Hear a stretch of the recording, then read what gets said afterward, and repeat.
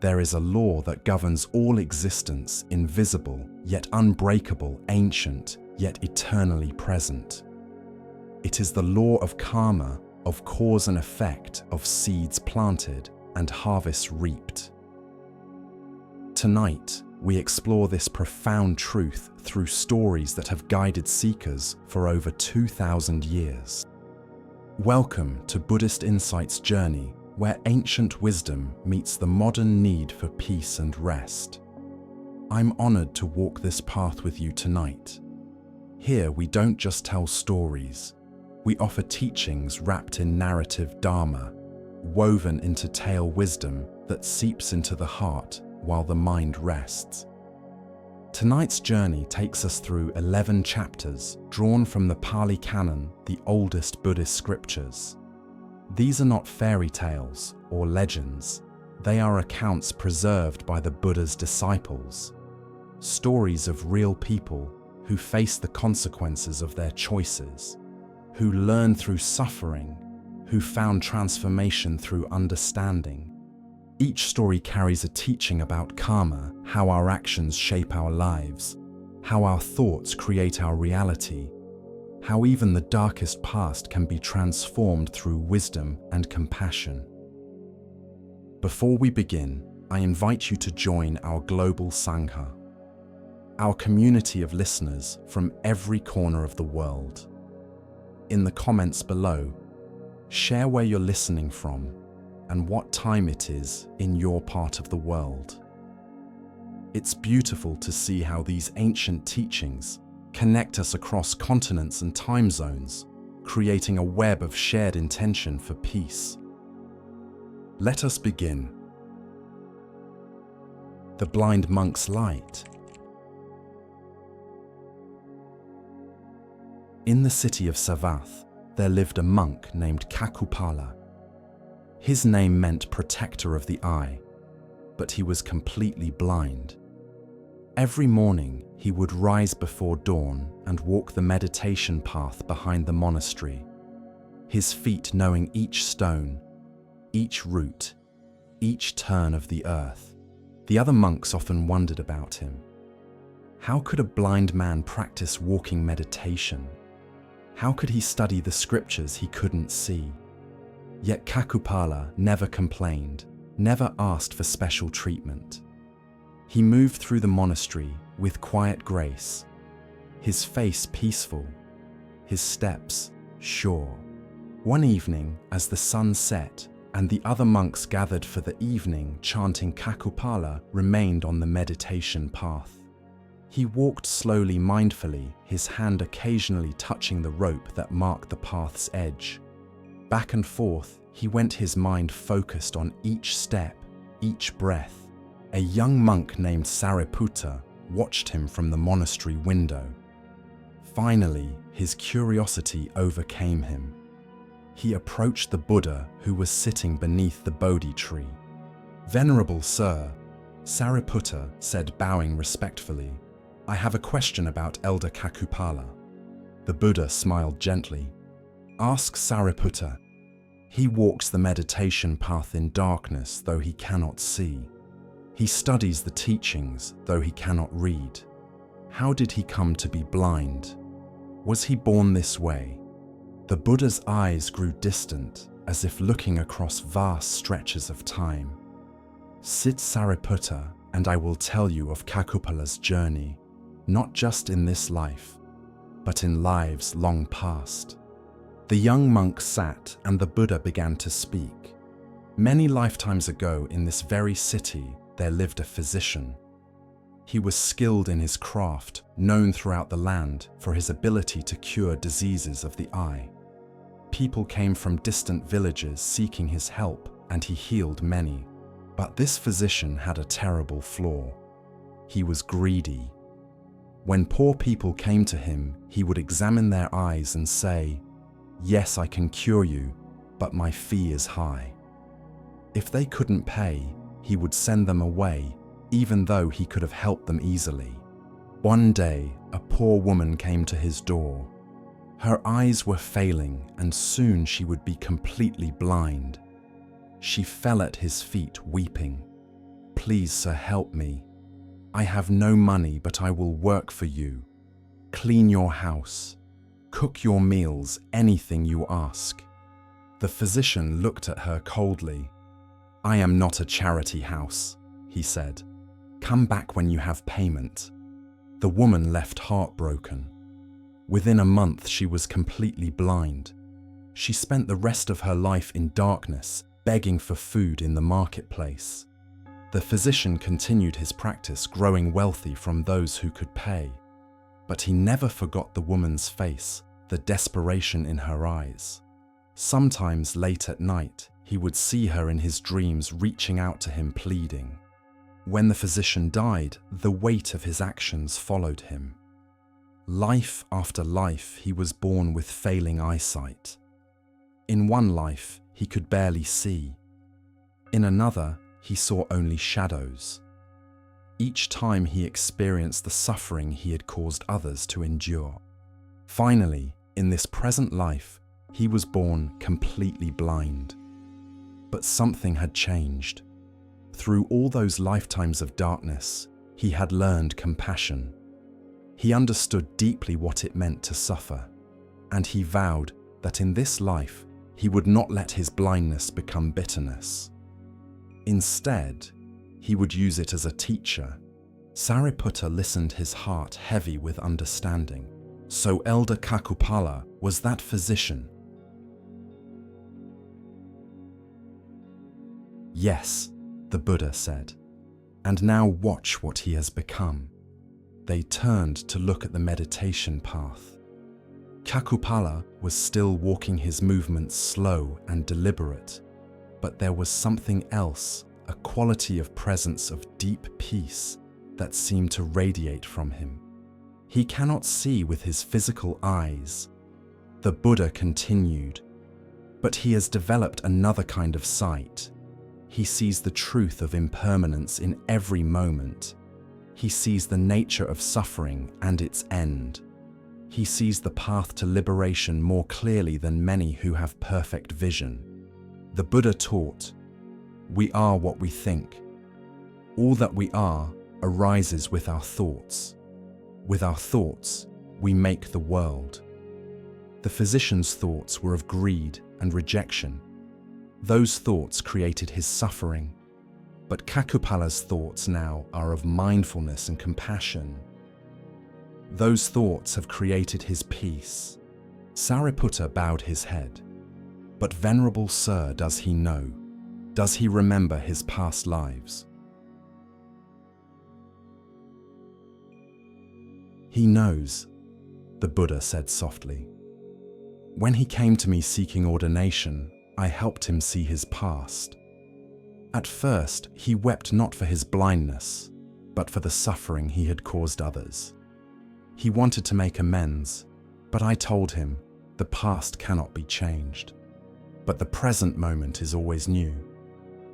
In this moment, you can choose compassion. In this moment, you can choose wisdom." And so he did. He chose to transform his karma through practice.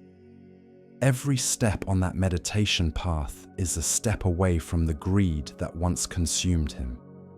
Every moment of mindfulness is a moment of healing, not just for himself, but for all beings. The Buddha paused, then added, 3 months ago, Cakkhupāla attained full enlightenment. He is now an arahant, completely free from all suffering. His physical eyes remain blind, but his inner eye sees the ultimate truth. The karma that brought him blindness has been exhausted. When this body falls away, he will not be reborn. He has reached the end of suffering. Sariputta felt tears on his cheeks. He looked again at Cakkhupāla, walking peacefully in the gathering darkness, and suddenly the monk seemed to glow with an inner light. "Venerable Sir," Sariputta said, "I have been foolish.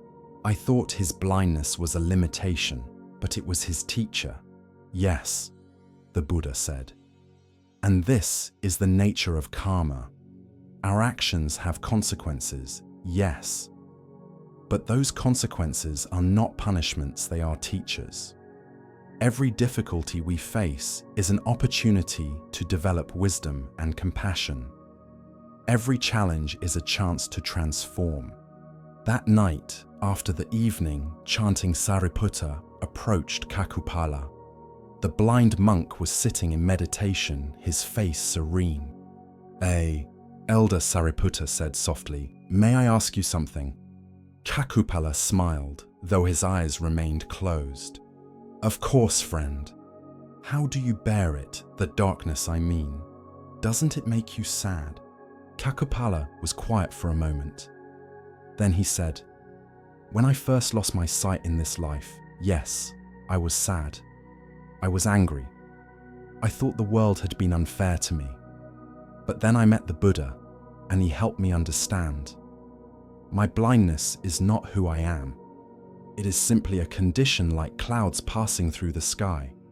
The sky itself remains clear and vast. I cannot see the sunset, but I can feel the warmth of the sun on my face. I cannot see the flowers, but I can smell their fragrance. I cannot see people's faces, but I can hear the kindness or pain in their voices. And most importantly, I can see the truth of the Dhamma more clearly than I ever saw the physical world." He paused, then added, "In my past life, I had eyes, but I was truly blind. I couldn't see others suffering. I couldn't see my own greed. Now, without physical sight, I finally see clearly. This is the Buddha's gift to me, teaching me that true vision comes from within." Sariputta sat in silence, absorbing these words. Finally, he said, "Thank you, Elder. You have taught me more in these few moments than I have learned in months of study." Cakkhupāla reached out and gently touched Sariputta's hand. "We are all learning, friend. The path is long, but every step counts. Even in darkness we can find our way." And so, Cakkhupāla teaches us still across the centuries. His story reminds us that our present circumstances are not random accidents, but the fruit of seeds we planted long ago, seeds of action, speech, and thought. Yet this is not a cause for despair, but for hope. The Buddha taught that karma is not fate. It is not an unchangeable destiny written in stone. Rather, karma is like a garden. We may have planted weeds in the past, and now we must deal with them. But in every moment, we can plant new seeds. We can choose compassion over greed, wisdom over ignorance, peace over anger. Cakkhupāla's blindness was the result of his past actions. Yes, but his enlightenment was the result of his present choices. He could have spent his life in bitterness, blaming the universe for his condition. Instead, he used his difficulty as a doorway to awakening. Perhaps we too carry the weight of past actions, not necessarily from previous lives, but from yesterday, last year, our childhood. We may face challenges that seem unfair, burdens that feel too heavy, but like Cakkhupāla, we can choose how we meet these challenges. We can let them embitter us, or we can let them teach us. The practice is simple. In this moment, what can I do? In this moment, can I respond with wisdom rather than react with anger? In this moment, can I see my difficulty as a teacher rather than an enemy? This is the path Cakkhupāla walked step by mindful step until he reached the end of suffering. This is the path available to all of us in every moment. Even in darkness, especially in darkness, we can find our way to light.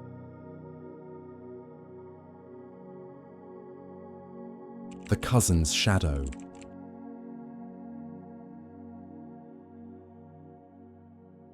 The Buddha sat beneath the shade of a mango tree, surrounded by his disciples. The afternoon sun filtered through the leaves, casting dancing patterns of light on the ground. It was a peaceful moment, but there was a heaviness in the air. The monks had been whispering among themselves all morning. Finally, Ananda, the Buddha's closest attendant, spoke. "Venerable Sir, the monks are troubled. They ask, how could Devadatta do such things? He was your cousin, raised in the same palace. He ordained under you, learned the dharma from you. Yet now he tries to harm you, to split the Sangha. How is this possible?" The Buddha looked at his disciples with compassion. "Sit, all of you. Let me tell you about Devadatta, not to condemn him, but to understand the nature of unwholesome actions and their fruits." The monks settled on the ground and the Buddha began. "Devadatta and I have known each other for many lifetimes. In some lives, we were friends. In others, rivals. In each life, he chose a path of ambition and jealousy, while I sought the path of wisdom and compassion. These choices, repeated over countless lives, have shaped who we each became." He paused, his eyes distant with memory. "When we were young princes in Kapilavatthu, Devadatta was strong and skilled. He excelled at archery, wrestling, all the martial arts. People admired him, and he loved that admiration. But it was never enough. When people praised me for anything, my kindness, my thoughtfulness, I could see the anger flash in his eyes. One day, a beautiful white swan flew over the palace gardens. Devadatta shot it down with his arrow, proud of his skill. The swan fell near where I was sitting. I pulled the arrow from its wing and held the wounded bird, gently speaking softly to calm its fear. I cleaned the wound and bandaged it carefully. Devadatta came running. "That's my swan," he said. "I shot it. It belongs to me." "Does it?" I asked. "You tried to take its life. I saved its life. Who has the greater claim?" We brought the matter before the wise men of the court. They ruled that the swan belonged to the one who gave it life, not the one who tried to take it. From that day, Devadatta's jealousy grew like a poison in his heart. A young monk raised his hand. "But Venerable Sir, he ordained as a monk. Surely that changed him." The Buddha smiled sadly. "He ordained, yes, but his motivation was not pure. He saw the respect people gave to monks, the honor, the offerings. He thought, if I become a monk, I too will receive such respect, perhaps even more than my cousin." For a time, he practiced diligently.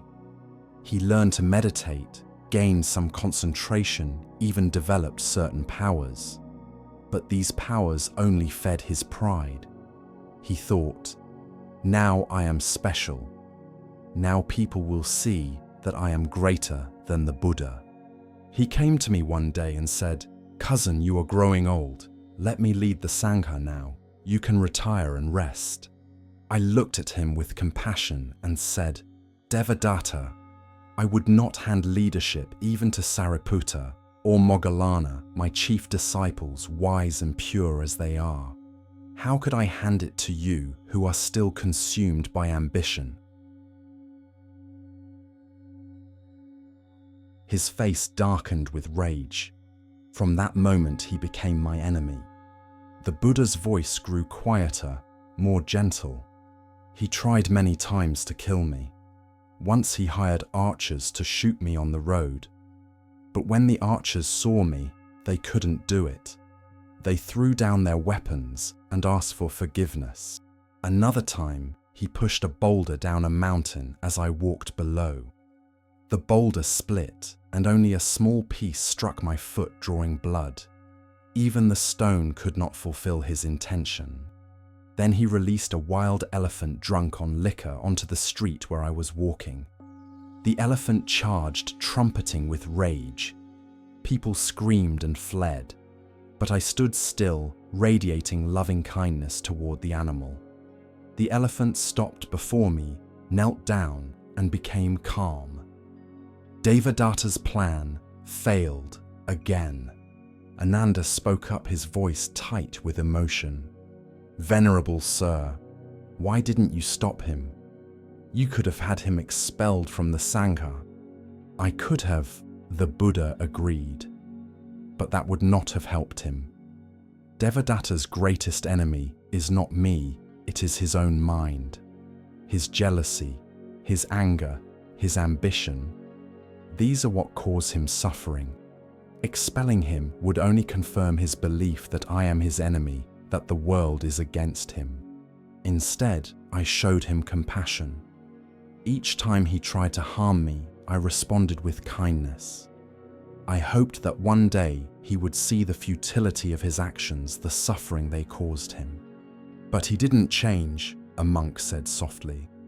"No," the Buddha said. "Not yet. His most harmful act was not trying to kill me, but trying to split the Sangha. He went to some of the newer monks and said, 'The Buddha has become lax. He allows monks to eat in the evening, to sleep on soft beds. Follow me, and we will practice the true austere path.' 500 monks followed him. They thought they were following a purer teaching, but they were following ego disguised as purity. The Buddha looked at Ananda. "You and Sariputta went after them, didn't you?" Ananda nodded. "We found them in another monastery. We taught them the true Dhamma, and they realized their mistake. All 500 returned." "And Devadatta?" the Buddha asked. "He was furious. He became ill from his anger. Now he lies sick, they say, perhaps dying." The Buddha was quiet for a long moment. Then he said, "The Buddha taught, hatred never ceases by hatred, but by love alone. This is an eternal law. I have never hated Devadatta. I have only felt compassion for him, watching him create his own suffering. His actions have consequences, yes. The karma he has created through trying to kill an enlightened being, through splitting the Sangha, through teaching falsely, this karma will follow him. When he dies, he will be reborn in a realm of great suffering. Not because I wish it, but because this is the natural result of such actions. Yet, even in that suffering, there is hope. Suffering can be a teacher. Perhaps in a future life, after he has experienced the fruits of his unwholesome actions, he will finally understand. Perhaps he will choose a different path." A young monk asked, "Venerable Sir, if you knew all this would happen, why did you allow him to ordain?" The Buddha smiled gently. "Because everyone deserves a chance. Everyone has the potential for awakening. Devadatta's Buddha nature is no different from yours or mine. It is only covered by layers of greed, hatred, and delusion. Those layers can be removed, but only through his own choice, his own effort. I could not force him to change. I could only offer him the teaching, the example, the opportunity. What he did with that opportunity was his choice. And that choice, that is what karma is. Not fate, not destiny, but choice." The sun was setting now, painting the sky in shades of orange and gold. The Buddha looked at each of his disciples. "Learn from Devadatta's story," he said. "See how jealousy unchecked becomes hatred. See how ambition unchecked becomes delusion. See how pride unchecked becomes the cause of one's own downfall. But also see this. I never stopped offering him compassion. Even now as he lies sick, I send him my loving kindness. Even knowing he tried to kill me, I wish for his eventual liberation. This is what it means to practice the Dhamma truly, to respond to hatred with love, to respond to harm with compassion, to respond to delusion with patient wisdom. You will all meet your own Devadattas in life. People who oppose you, who wish you harm, who misunderstand you. How will you respond? Will you meet hatred with hatred, creating more suffering? Or will you meet it with compassion, breaking the cycle? The monks sat in silence, absorbing these words. Finally, Sariputta spoke. "Venerable Sir, you teach us that even our enemies are our teachers." "Yes," the Buddha said. "Devadatta has taught me patience. He has taught me the depth of compassion. He has shown me that enlightenment is not about being perfect, but about responding wisely to imperfection, both in ourselves and in others. For these teachings, I am grateful to him." As darkness fell, the monks dispersed to their evening meditation. But the Buddha remained under the mango tree, sitting in meditation, radiating loving kindness in all directions, including toward his cousin Devadatta, lying sick in a distant monastery. And so, we learn from Devadatta's story what the Buddha taught, that our actions have consequences, that our choices create our future. Devadatta chose jealousy over joy, ambition over contentment, hatred over love. Each choice led to more suffering, not as punishment from an angry God, but as the natural result of unwholesome actions. The Buddha taught, all that we are arises with our thoughts. With our thoughts, we make the world. Devadatta's thoughts were of competition and conquest. Those thoughts shaped his actions, and those actions shaped his destiny. Even supernatural powers, even intelligence, even proximity to an enlightened teacher, none of these could save him from the consequences of his own choices.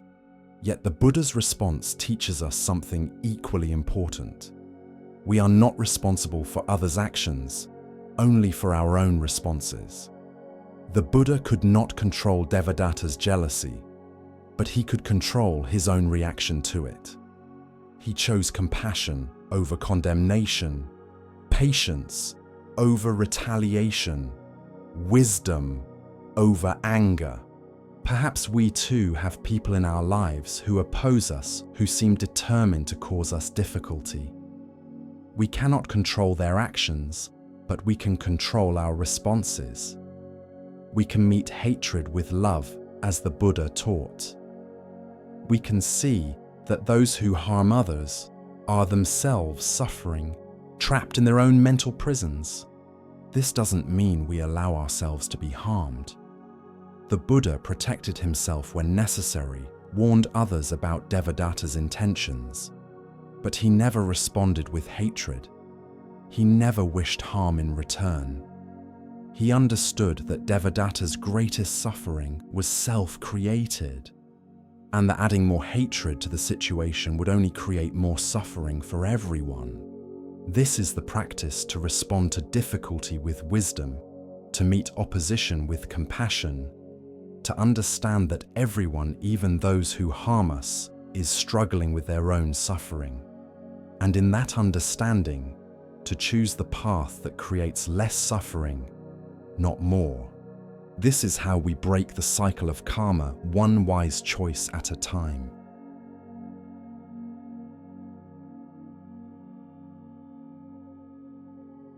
The slow learner's triumph.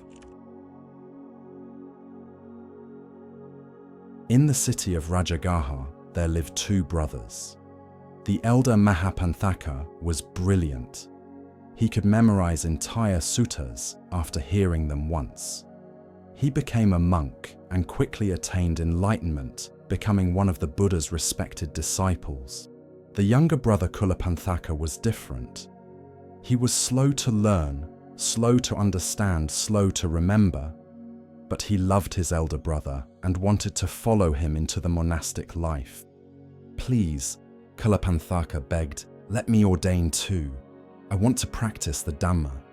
Mahapanthaka looked at his younger brother with concern. Brother, the monastic life requires study. You must memorize the rules, learn the teachings. You struggle to remember even simple things. Perhaps this path is not for you. But Cullapanthaka persisted, and finally Mahapanthaka agreed. He took his brother to the Buddha, and Cullapanthaka ordained as a monk. The trouble began immediately. Mahapanthaka tried to teach his brother a simple verse, just 4 lines. They practiced for 3 months. Every day Cullapanthaka would repeat the verse. Every day he would forget it by evening. The other monks began to notice. Some laughed quietly when Cullapanthaka stumbled over his recitations. Others whispered among themselves, "How did such a dull person become a monk? He can't even learn 1 verse in 3 months." Cullapanthaka heard the whispers. Each night he lay on his sleeping mat, tears running down his face. "I am useless," he thought. "I am too stupid to practice the Dhamma. I should leave." One morning, Mahapanthaka's patience finally broke. "Brother," he said, his voice tight with frustration, "I have tried my best to teach you, but you cannot learn even the simplest verse. Perhaps you should return to lay life. The monastic path requires intelligence, and you don't have it." The words struck Cullapanthaka like a physical blow. He gathered his few belongings and walked toward the monastery gate, his heart breaking. He had failed. He was too stupid even to be a monk. As he reached the gate, he sat down on a stone bench and wept openly. "I am worthless," he sobbed. "Even my own brother has given up on me." It happened that the Buddha was walking nearby. He heard the sound of weeping and came to investigate. When he saw Cullapanthaka sitting by the gate, tears streaming down his face, the Buddha's heart filled with compassion. "Cullapanthaka," the Buddha said, gently sitting beside him. "Why are you crying?" Between sobs, Cullapanthaka told him everything. The months of trying to learn 1 verse, the laughter of the other monks, his brother's rejection. "I am too stupid to be a monk," Cullapanthaka concluded. "I should never have tried." The Buddha was quiet for a moment. Then he said, "Cullapanthaka, who told you that you are stupid?" "Everyone knows it, Venerable Sir. I cannot remember anything. I forget what I learned yesterday. I am hopeless." "I see," the Buddha said. "Tell me, do you want to learn the Dhamma?" "More than anything," Cullapanthaka said, "but I cannot. My mind is too slow." The Buddha smiled. "Your mind is not slow. It is simply untrained. There is a difference. A wild horse is not stupid because it doesn't know how to carry a rider. It simply hasn't been trained yet. Your mind is like that wild horse. It needs patient training, that's all." He reached down and picked up a clean white cloth. "Here," he said, handing it to Cullapanthaka. "I want you to do something very simple. Take this cloth and rub it with your hands. As you rub it, say these words, 'Removing dust, removing dirt.' Just that, nothing more. Can you remember those words? Removing dust, removing dirt." Cullapanthaka repeated slowly. "Yes, Venerable Sir, I can remember that." "Good. Go to a quiet place and do this practice. Rub the cloth and repeat those words. When your mind wanders, bring it back gently. Don't worry about anything else. Just this simple practice. Will you do this?" Cullapanthaka bowed deeply. "Yes, Venerable Sir. Thank you." He found a quiet spot under a tree and began. He rubbed the cloth between his hands and said, "Removing dust, removing dirt. Removing dust, removing dirt." At first, his mind wandered constantly. He thought about his brother's harsh words. He thought about the other monks' laughter. He thought about how stupid he was. But each time he remembered the Buddha's gentle instruction, bring the mind back. So he did. Removing dust, removing dirt. Hours passed. The cloth began to show dirt from his hands. Removing dust, removing dirt. Days passed. The cloth became grey, then dark.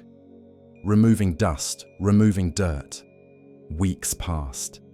Cullapanthaka rubbed and repeated, rubbed and repeated. Something began to shift in his mind. The words became automatic, and beneath them he began to notice something. The cloth was getting dirty. His hands were removing dust and dirt from the cloth. But where was that dust and dirt coming from? From his own hands. The cloth was clean. His hands were dirty. He was transferring dirt from one place to another. And then, like lightning illuminating a dark sky, understanding struck. This cloth is like my mind, he thought. I've been trying to clean my mind by learning verses, by memorizing words. But the real dirt, the real impurity, is not in my lack of knowledge. It's in my greed, my anger, my delusion. These are the real dust and dirt that need to be removed. He sat very still, the cloth forgotten in his hands. He saw clearly now. Intelligence wasn't about memorizing verses. Wisdom wasn't about being clever. It was about seeing the truth of impermanence, of suffering, of the way to liberation. In that moment, Cullapanthaka's mind opened. Layer after layer of understanding unfolded. He saw the nature of his own mind, the patterns of his thoughts, the way suffering arose and passed away. He sat in deep meditation, and by evening, he had attained full enlightenment. When he opened his eyes, the Buddha was standing before him smiling. "Well done, Cullapanthaka," the Buddha said. "You have removed the real dust and dirt. You are now an arahant, free from all suffering." Cullapanthaka bowed, tears flowing again, but this time tears of joy and gratitude. The next day, the Buddha called an assembly of all the monks. Mahapanthaka was there, looking uncomfortable. He had heard that his brother had not left the monastery after all. "Monks," the Buddha said, "I want you to hear a teaching from Cullapanthaka." The monks murmured in surprise.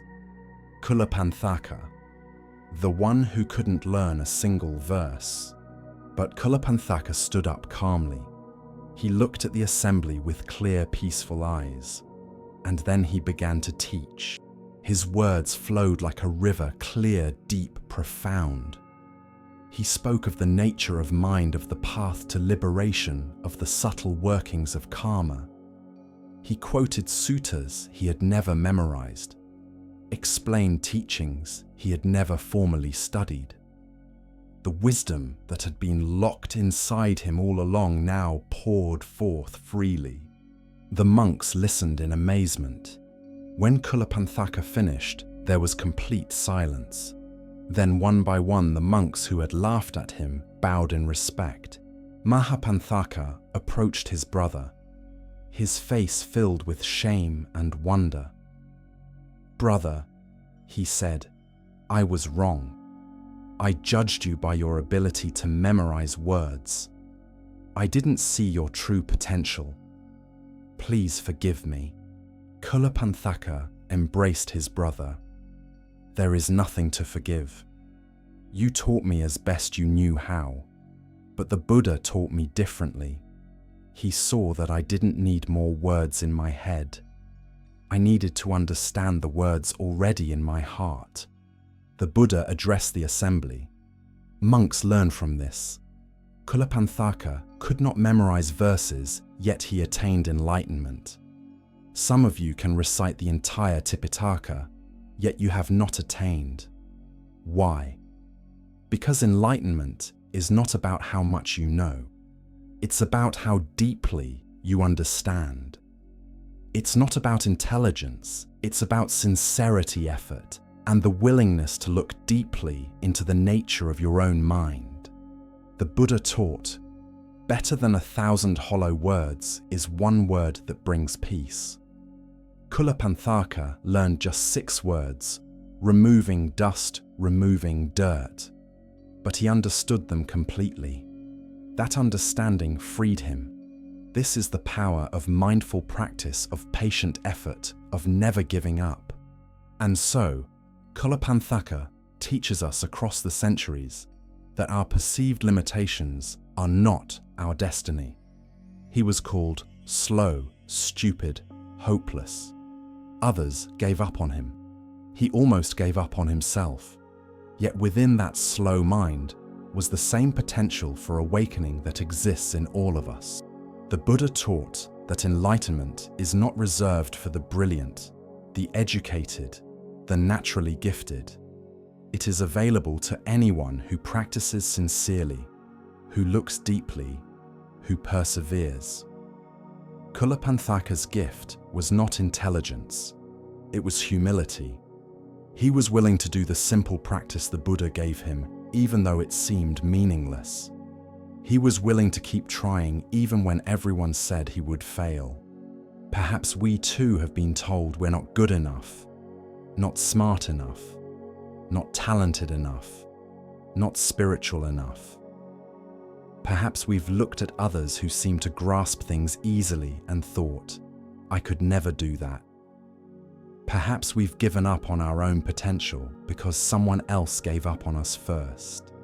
But Cullapanthaka's story reminds us the path to awakening is not about being brilliant. It's about being sincere. It's not about learning quickly. It's about practicing patiently. It's not about impressing others with our knowledge. It's about understanding deeply, even if that understanding comes slowly. The practice is simple. Find your cloth. Find your simple practice. A breath, a phrase, a moment of mindfulness. Do it again and again, patiently, without judgment. Don't worry if others seem to progress faster. Don't worry if you forget what you learned yesterday. Just keep practicing, keep looking, keep trying. One day, like Cullapanthaka rubbing his cloth, you will suddenly see. And in that seeing, everything will change. This is the promise of the path. Not that it's easy, not that it's quick, but that it's possible for everyone who sincerely tries. Even the slowest learner can become the wisest teacher. This is the Buddha's gift to us all.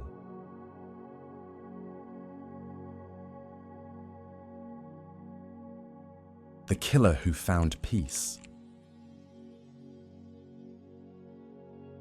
In the kingdom of Kosala, there was a forest that no one dared enter. It was called the Dark Forest, and for good reason. A murderer lived there, a man so terrible that even speaking his name brought fear. They called him Aṅgulimāla, the one with the garland of fingers. His story was known throughout the land. He wore a gruesome necklace made from the fingers of his victims, 999 fingers in total. One more people whispered, and he would have 1,000. One more person would die. Villages near the forest were abandoned. Travelers took routes that added days to their journeys just to avoid that place. The king's soldiers patrolled the forest edges, but they would not go in. Aṅgulimāla was too dangerous, too fast, too skilled with his sword. But Aṅgulimāla had not always been a killer. Years before, he had been a young man named Ahimsaka, which means harmless one. He was a Brahmin's son, intelligent and kind. His parents sent him to study with a famous teacher in Taxila, and he excelled at everything: philosophy, mathematics, the sacred texts. But his very excellence became his downfall. The other students grew jealous. They whispered lies to the teacher, Ahimsaka plans to take your place. He wants to steal your students. He speaks against you behind your back. The teacher, poisoned by these lies, decided to destroy his best student. He called Ahimsaka to him and said, "You have completed your studies, but there is one final requirement for graduation. You must pay the teacher's fee." "Of course, master," Ahimsaka said, bowing. "My family will pay whatever you ask." "I don't want money," the teacher said, his eyes cold. "I want you to bring me 1,000 human fingers. This is the ancient tradition for the highest teaching." Ahimsaka was horrified. "Master, that would mean killing 1,000 people. I cannot do this. It goes against everything you've taught me." "Then you have learned nothing," the teacher said. "Go, either bring me the fingers or never call yourself my student." Ahimsaka left in despair. He had devoted years to his studies. His whole identity was wrapped up in being his teacher's best student. The rejection, the impossible demand, something broke inside him. He went to the dark forest, and there slowly he became the thing his name said he was not. He became Aṅgulimāla, the killer. At first, he targeted bandits and criminals, but as his mind grew darker, he stopped discriminating. Anyone who entered the forest became a victim. He kept count by cutting off one finger from each body and adding it to his necklace. 999 fingers. Just one more to reach 1,000. One morning, the Buddha was staying in a monastery near the dark forest. The monks came to him agitated. "Venerable Sir," they said, "you must not go toward the dark forest today. Aṅgulimāla is there. He has killed 999 people. He will kill you too." The Buddha looked at them calmly. "Aṅgulimāla needs help," he said simply, and he began walking toward the forest. The villagers saw him and ran out crying, "Stop, don't go that way, you'll be killed." But the Buddha continued walking his steps, steady and peaceful. In the forest, Aṅgulimāla sat sharpening his sword. He needed one more finger. Just one more and his terrible task would be complete. Then perhaps this madness would end. Perhaps he could rest. He heard footsteps and looked up. A monk in saffron robes was walking along the forest path alone, unarmed. "Perfect," Aṅgulimāla muttered. "My 1,000th victim comes to me." He grabbed his sword and ran after the Buddha. But something strange happened. No matter how fast Aṅgulimāla ran, he could not catch up. The Buddha seemed to be walking normally, but the distance between them never closed. Aṅgulimāla ran faster, his breath coming in gasps. "Stop!" he shouted. "Stop, monk!" The Buddha stopped walking and turned around. "I have stopped, Aṅgulimāla," he said calmly. "It is you who have not stopped." Aṅgulimāla stared at him, confused and angry. "What are you talking about? I'm standing still and you're moving. Yet you say you've stopped, and I haven't. I have stopped harming living beings." The Buddha said, his voice gentle but clear. "I have stopped creating suffering for myself and others. But you, Aṅgulimāla, you are still running, still killing, still creating endless suffering. When will you stop?" The words struck Aṅgulimāla like a thunderbolt. For the first time in months, clarity pierced through the fog of his madness. He looked down at his hands that had killed so many. He looked at the necklace of fingers around his neck. What had he become? His sword fell from his hand. He collapsed to his knees, and great sobs shook his body. "What have I done?" he cried. "What have I become? I am a monster. There is no redemption for me. The Buddha stepped closer. There is always a path forward, Aṅgulimāla. The past cannot be changed, but this present moment is new. In this moment, you can choose differently. How? Aṅgulimāla looked up, his face wet with tears. How can someone like me ever find peace? I have killed 999 people. Their blood is on my hands. I am beyond saving. No one is beyond saving, the Buddha said. The mind that created suffering can also create peace. The same energy you used for killing can be used for healing. But first, you must truly stop. Not just stop moving. Stop the violence in your heart. Aṅgulimāla bowed his head to the ground. Teach me, he whispered. Please, I don't want to be this person anymore. The Buddha extended his hand. Then come, leave this forest, leave this life, begin again. That day, Aṅgulimāla ordained as a monk. He took off the gruesome necklace and buried it deep in the forest. He shaved his head, put on the saffron robes, and followed the Buddha back to the monastery. The other monks were shocked. Some were afraid. This man is a killer, they whispered. How can he be one of us? But the Buddha said, he was a killer. Now he is a seeker of peace. Do not define him by his past. Watch what he does from this moment forward. Aṅgulimāla's transformation was not easy. Every day he practiced meditation. Every day he faced the memories of what he had done. The faces of his victims haunted his dreams. Sometimes he would wake up screaming, covered in sweat, but he did not run away. He stayed with his practice.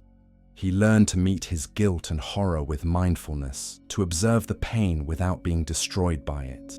When he went on alms round in the villages, people recognized him. They threw stones at him. They cursed him. They spat on him. Once a man hit him with the stick and blood ran down his face. Aṅgulimāla returned to the monastery, his bowl empty, his robe torn, his body bruised. The Buddha saw him and asked, "What happened?" "The villagers attacked me, Venerable Sir." "And what did you do?" "I did nothing. I accepted it. This is the fruit of my past actions. They have every right to be angry." The Buddha nodded. "You are learning. The karma you created does not disappear just because you have changed. You must experience its results.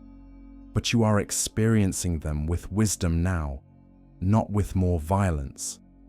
This breaks the cycle." Months passed. Aṅgulimāla practiced with fierce dedication. He meditated for hours each day. He studied the teachings. He served the other monks humbly. Slowly, the darkness in his mind began to clear. One day, he was sitting in meditation when suddenly everything fell into place. He saw the truth of suffering, its cause, its end, and the path to its end. He saw the nature of his own mind, how it had been conditioned by anger and fear, how those conditions could be released. In that moment, Aṅgulimāla attained full enlightenment. When he opened his eyes, he was free. The guilt remained. He would never forget what he had done, but it no longer controlled him. He had transformed his deepest darkness into light. The Buddha came to him and smiled. "Well done, Aṅgulimāla. You have stopped completely now. You are an arahant." Later, some monks asked the Buddha, "Venerable Sir, how is it possible Aṅgulimāla killed 999 people? How could someone with such terrible karma attain enlightenment?"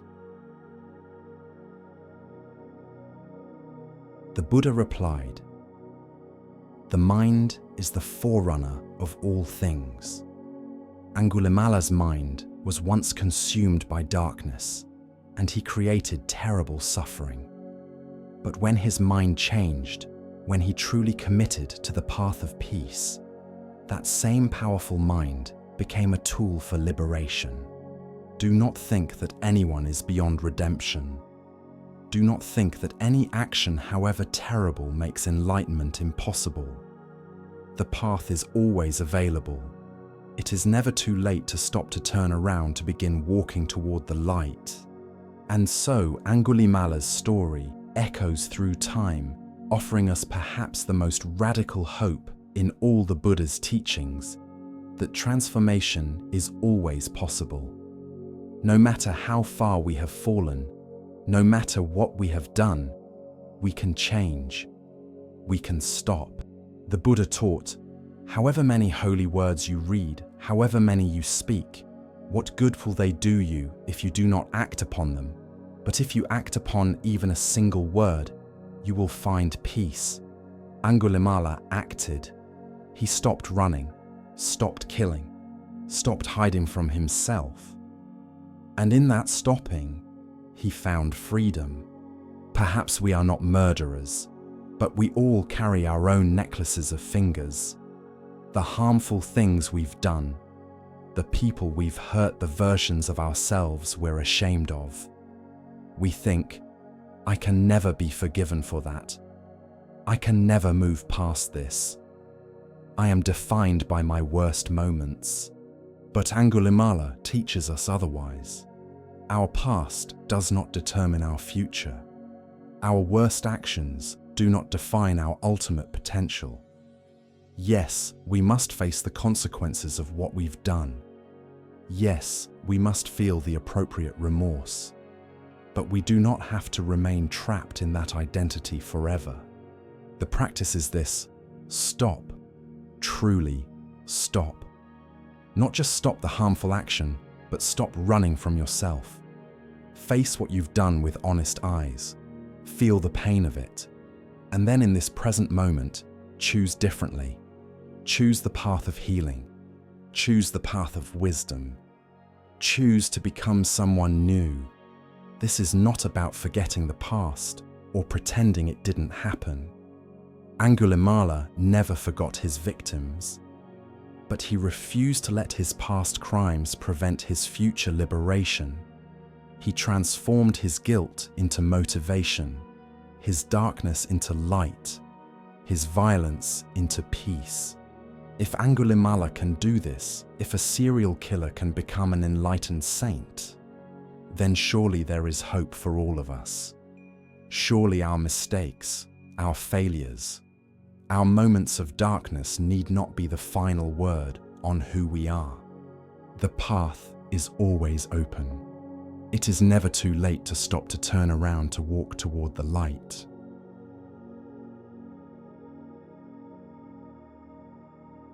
The woman who lost everything.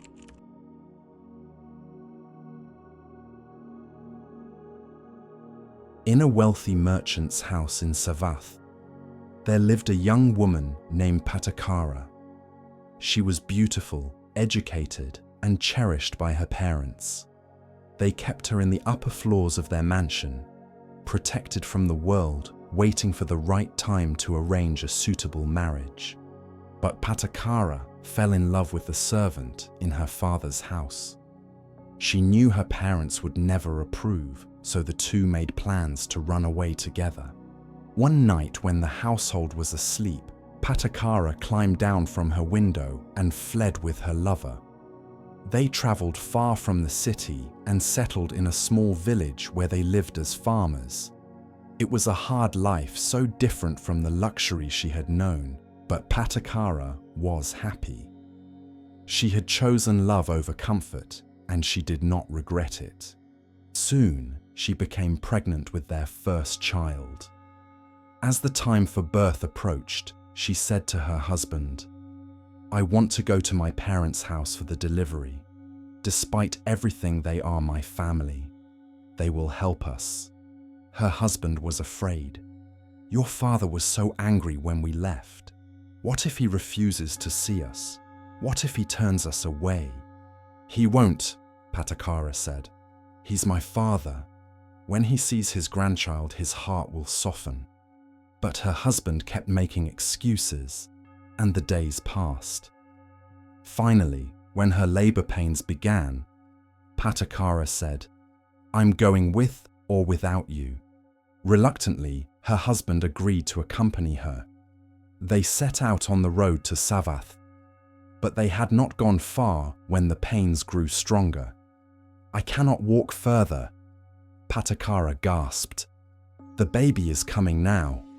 Her husband found a sheltered spot by the roadside and helped her as best he could.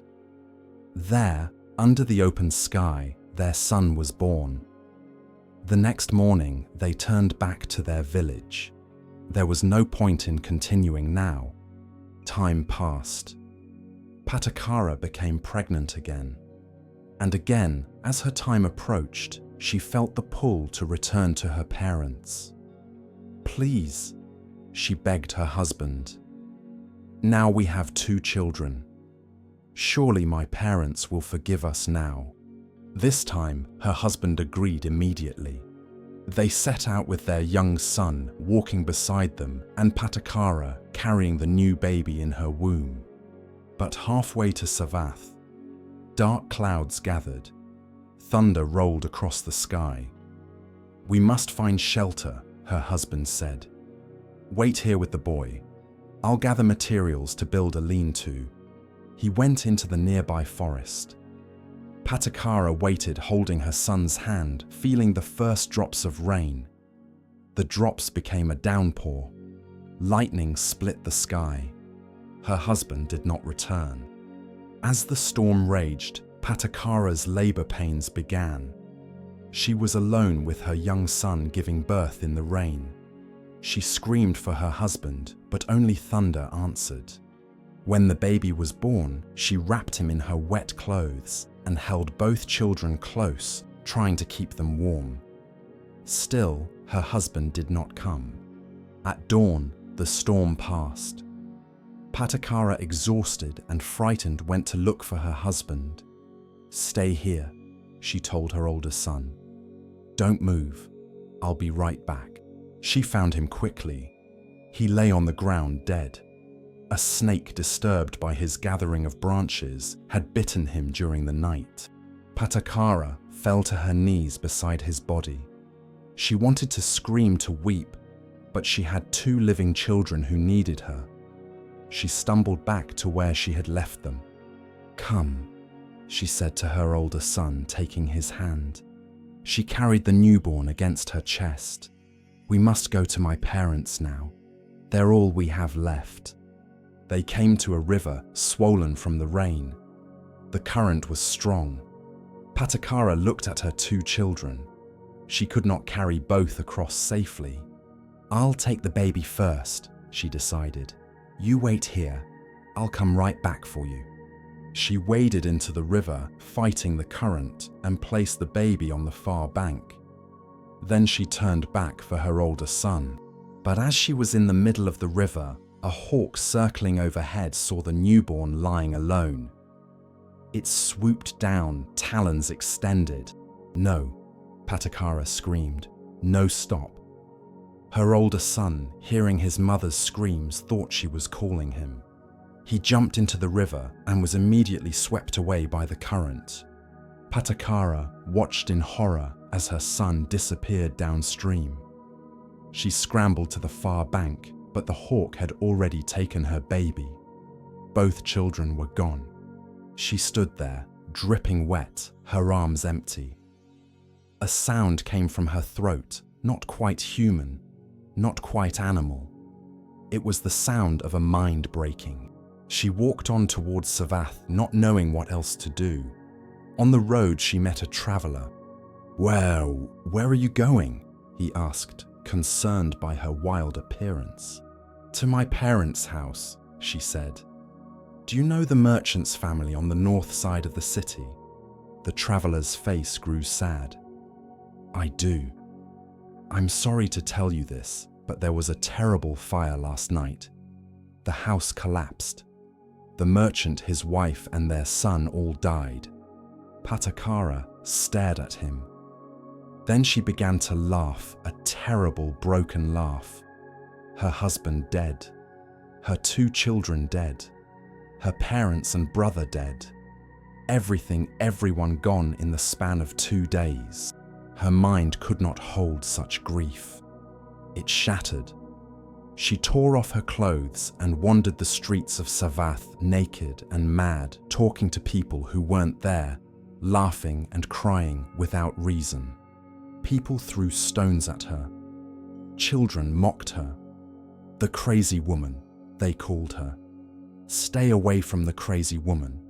One day, she wandered near the Jetavana monastery where the Buddha was teaching. The crowd tried to drive her away, but the Buddha said, "Let her come." When Patācārā came near, the Buddha spoke to her gently. "Sister, come back to yourself." Something in his voice reached through her madness. She looked down and realized she was naked. Shame flooded through her, and with it, a return to sanity. A man gave her his cloak, and she wrapped it around herself.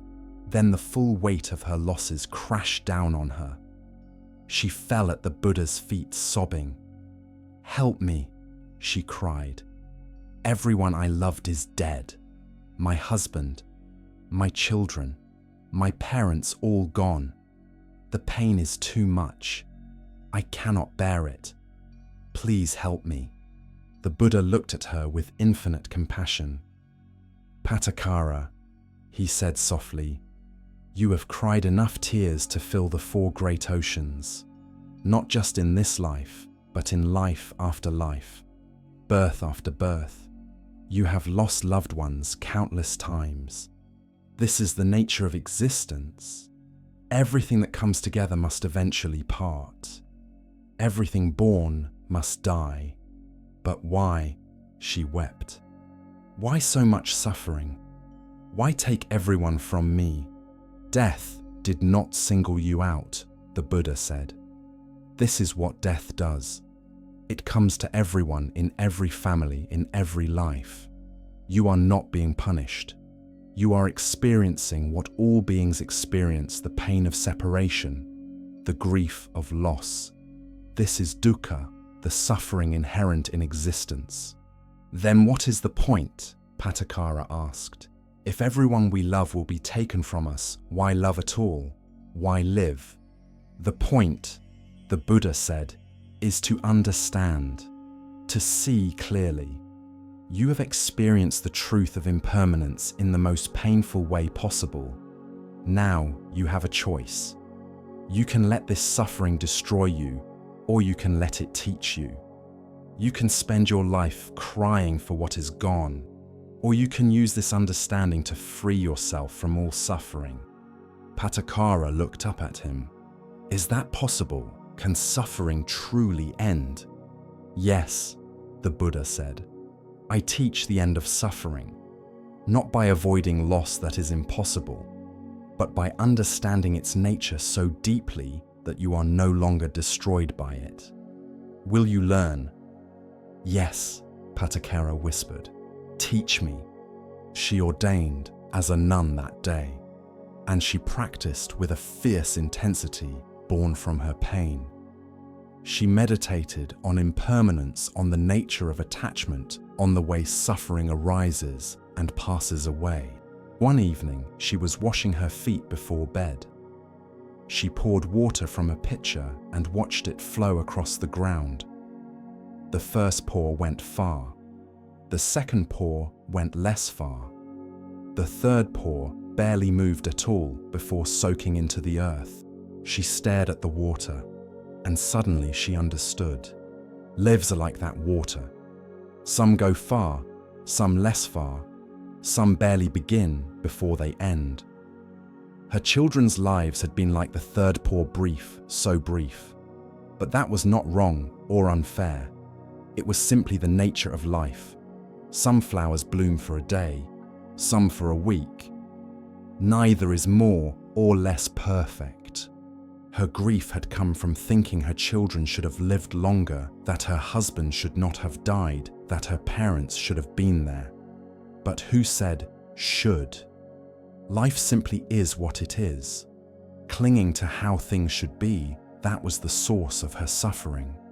In that moment, watching water soak into the earth, Patācārā attained full enlightenment. The grief remained, she would always remember her loved ones, but the suffering ended. She was free. She went to the Buddha and he smiled at her. "You have understood," he said. "Yes," she said. "I have lost everything, and in losing everything, I have found peace." And so Patācārā teaches us the hardest lesson of all, that loss is not optional, but suffering is. We will all lose people we love. We will all face grief, separation, death. This is not a flaw in the universe, it is the nature of existence. Everything that comes together must eventually part. The Buddha taught, all conditioned things are impermanent. When one sees this with wisdom, one turns away from suffering. Patācārā saw this with wisdom. Her losses did not become less real, but they became bearable. She stopped fighting against the nature of reality and found peace within it. Perhaps we too have lost people we love or fear losing them. Perhaps we lie awake at night terrified of the inevitable separations that await us. We think, I cannot bear it. If I lose them, I will break. But Patācārā shows us that even the most unbearable losses can be borne. Even the deepest grief can be a doorway to wisdom. Not by denying our pain, not by pretending it doesn't hurt, but by understanding its nature so deeply that we are no longer destroyed by it. This does not mean we should not love, should not attach, should not care. Patācārā loved her children deeply. The Buddha never taught that we should become cold or indifferent. He taught that we should love fully, knowing that all things are temporary. We should cherish what we have while we have it, without clinging to the illusion that it will last forever. The practice is this: notice impermanence. See how everything changes, how nothing stays the same. Watch water soak into the earth. Watch flowers bloom and fade. Watch your own breath come and go. In this noticing, this deep seeing, there is freedom. We cannot prevent loss, but we can change our relationship to it. We can stop demanding that life be other than it is. We can open our hands and let things come and go, loving them fully while they're here, releasing them peacefully when they're gone. This is the wisdom Patācārā found in her deepest darkness. This is the peace available to all of us, even in grief, even in loss. The tears may flow, but beneath them, there can be understanding.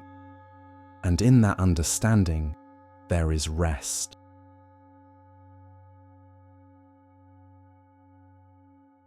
The leper's pride. In the city of Kapilavatthu, where the Buddha grew up as Prince Siddhartha, there lived a man named Suppabuddha. He was a member of the Sakyan clan, related by marriage to the royal family. His daughter Yasodhara had married Prince Siddhartha before he renounced the world. When the prince left the palace to seek enlightenment, Suppabuddha was furious. "He abandoned my daughter," he raged. He left her alone with a newborn son. What kind of man does that? He's no prince, he's a coward and a fool. Years passed. The prince became the Buddha, fully enlightened, teaching throughout the land. When news reached Kapilavatthu that he was returning to visit his home city, the entire population prepared to welcome him, except Suppabuddha. "I will not bow to that man," he declared. "He may have fooled others with his so-called enlightenment, but I know who he really is, a deserter who abandoned his family. On the day the Buddha arrived, thousands lined the streets. Kings and commoners alike came to pay respects. But Suppabuddha stood at a crossroads, blocking the path, his arms folded across his chest. The Buddha approached with his disciples. When he saw Suppabuddha standing there, defiant and hostile, he stopped. "Uncle," the Buddha said gently, "please step aside. Let us pass." "I will not," Suppabuddha said loudly so everyone could hear. "This road belongs to the Sakyans. You gave up that right when you abandoned your duty. You are no son of this clan. You are nothing to me." The crowd gasped. To insult an enlightened being to block his path, this was serious. But the Buddha remained calm. "Suppabuddha, your anger toward me is understandable, but this hostility will only harm you. Please step aside." "Never," Suppabuddha spat on the ground. "I'd rather die than show you respect." The Buddha looked at him with deep compassion. "Then you have made your choice. The karma you create today will follow you." He turned and took another route, leading his disciples around the angry man. The crowd followed, leaving Suppabuddha standing alone at the crossroads. Ananda, walking beside the Buddha, asked quietly, "Venerable Sir, why did you not use your powers to move him? Why did you let him insult you?" "Because force would not change his heart," the Buddha replied, "and because he is creating his own suffering. I need not add to it. But surely such disrespect toward an enlightened being creates terrible karma." "Yes," the Buddha said sadly.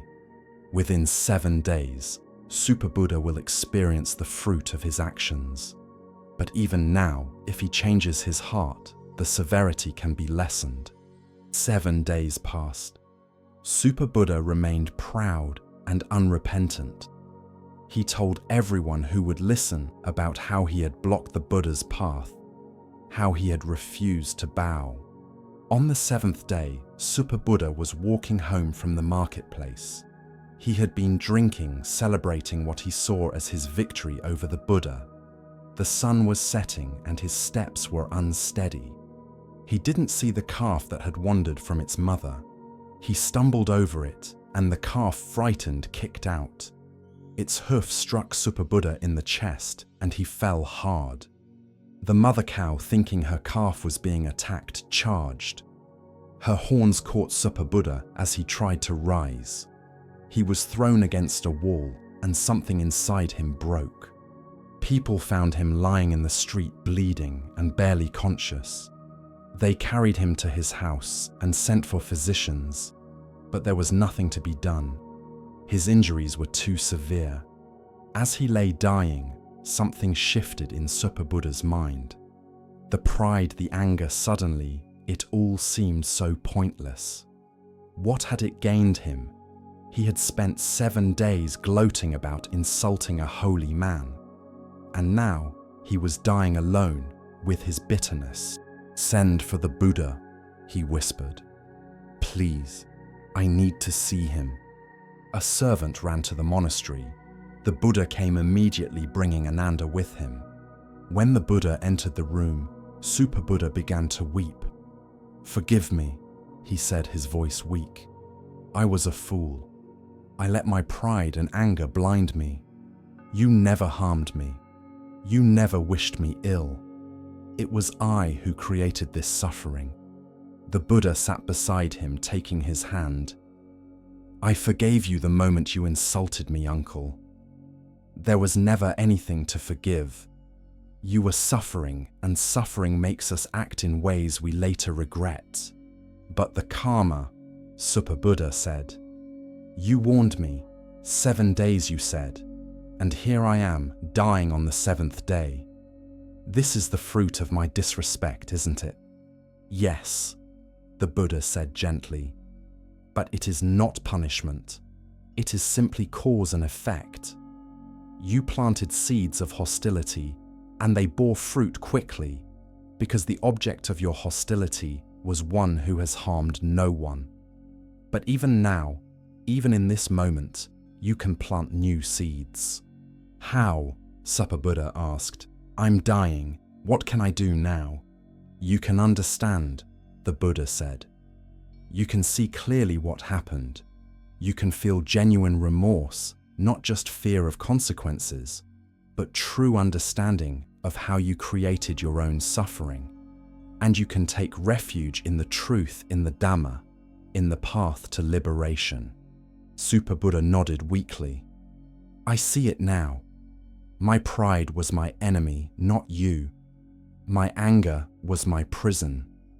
I blamed you for abandoning Yasodhara, but really I was angry that you chose a path I didn't understand.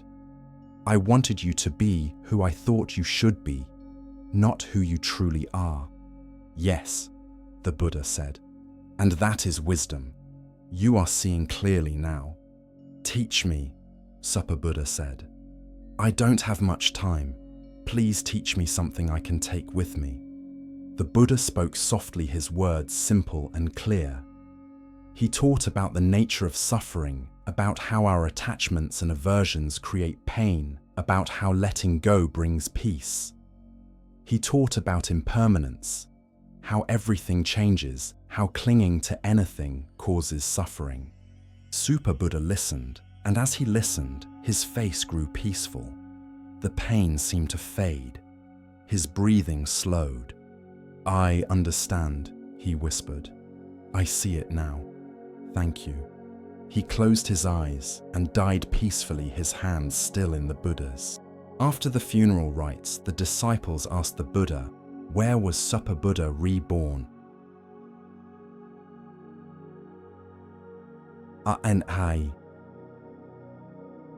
In a heavenly realm, the Buddha said. His final moments of understanding his genuine remorse, his taking refuge in the Dhamma, these created new karma. The old karma brought him a painful death, yes. But his new understanding opened a better path forward. Ananda was surprised. But Venerable Sir, he insulted you. He blocked your path. He showed such disrespect. How could he be reborn in a heavenly realm? Because karma is not about punishment and reward, the Buddha explained. It is about the state of mind at the moment of action and at the moment of death. Suppabuddha's insult came from ignorance and pride. That karma brought him suffering, but his death came with understanding and humility. That karma brought him to a better rebirth. This is why I teach it is never too late to change. Even in our final moments, we can choose wisdom over ignorance, compassion over anger, understanding over pride. Every moment is a new opportunity. He looked at his disciples. Learn from Suppabuddha's story. See how pride and anger create suffering, but also see how understanding and humility create peace. The past cannot be changed, but the present moment is always new. In this moment, what will you choose? And so, Suppabuddha teaches us about the swift consequences of disrespecting what is worthy of respect, but more importantly, about the power of genuine remorse and understanding. His story is not primarily about punishment. It is about cause and effect, about how our actions toward others, especially toward those who embody goodness, create ripples in our lives. The Buddha taught, do not speak harshly to anyone. Those who are spoken to will answer you in the same way. Angry speech is painful and retaliation will touch you. Suppabuddha spoke with anger and disrespect, and that speech created immediate karma. But the Buddha also taught that understanding can transform even the heaviest karma. Perhaps we too have moments when pride makes us disrespectful. when anger makes us hostile toward what is good and true. Perhaps we've insulted teachers, rejected wisdom, blocked paths we didn't understand. We might think, I've gone too far. There's no coming back from what I've said or done. But Suppabuddha's final moments show us otherwise.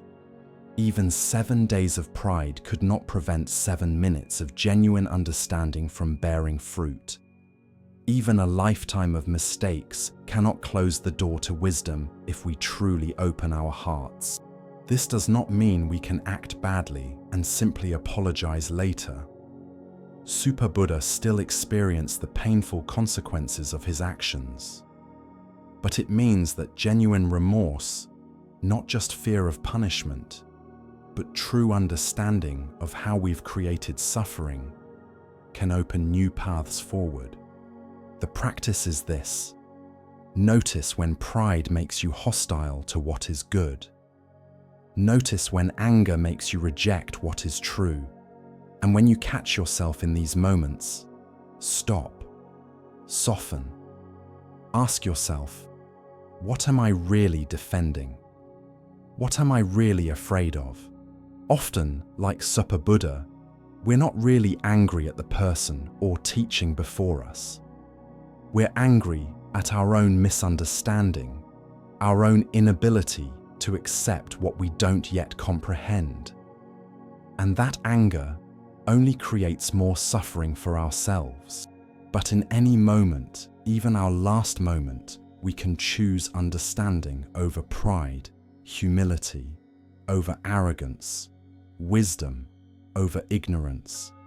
And in that choice, there is always hope, always a path forward, always the possibility of peace.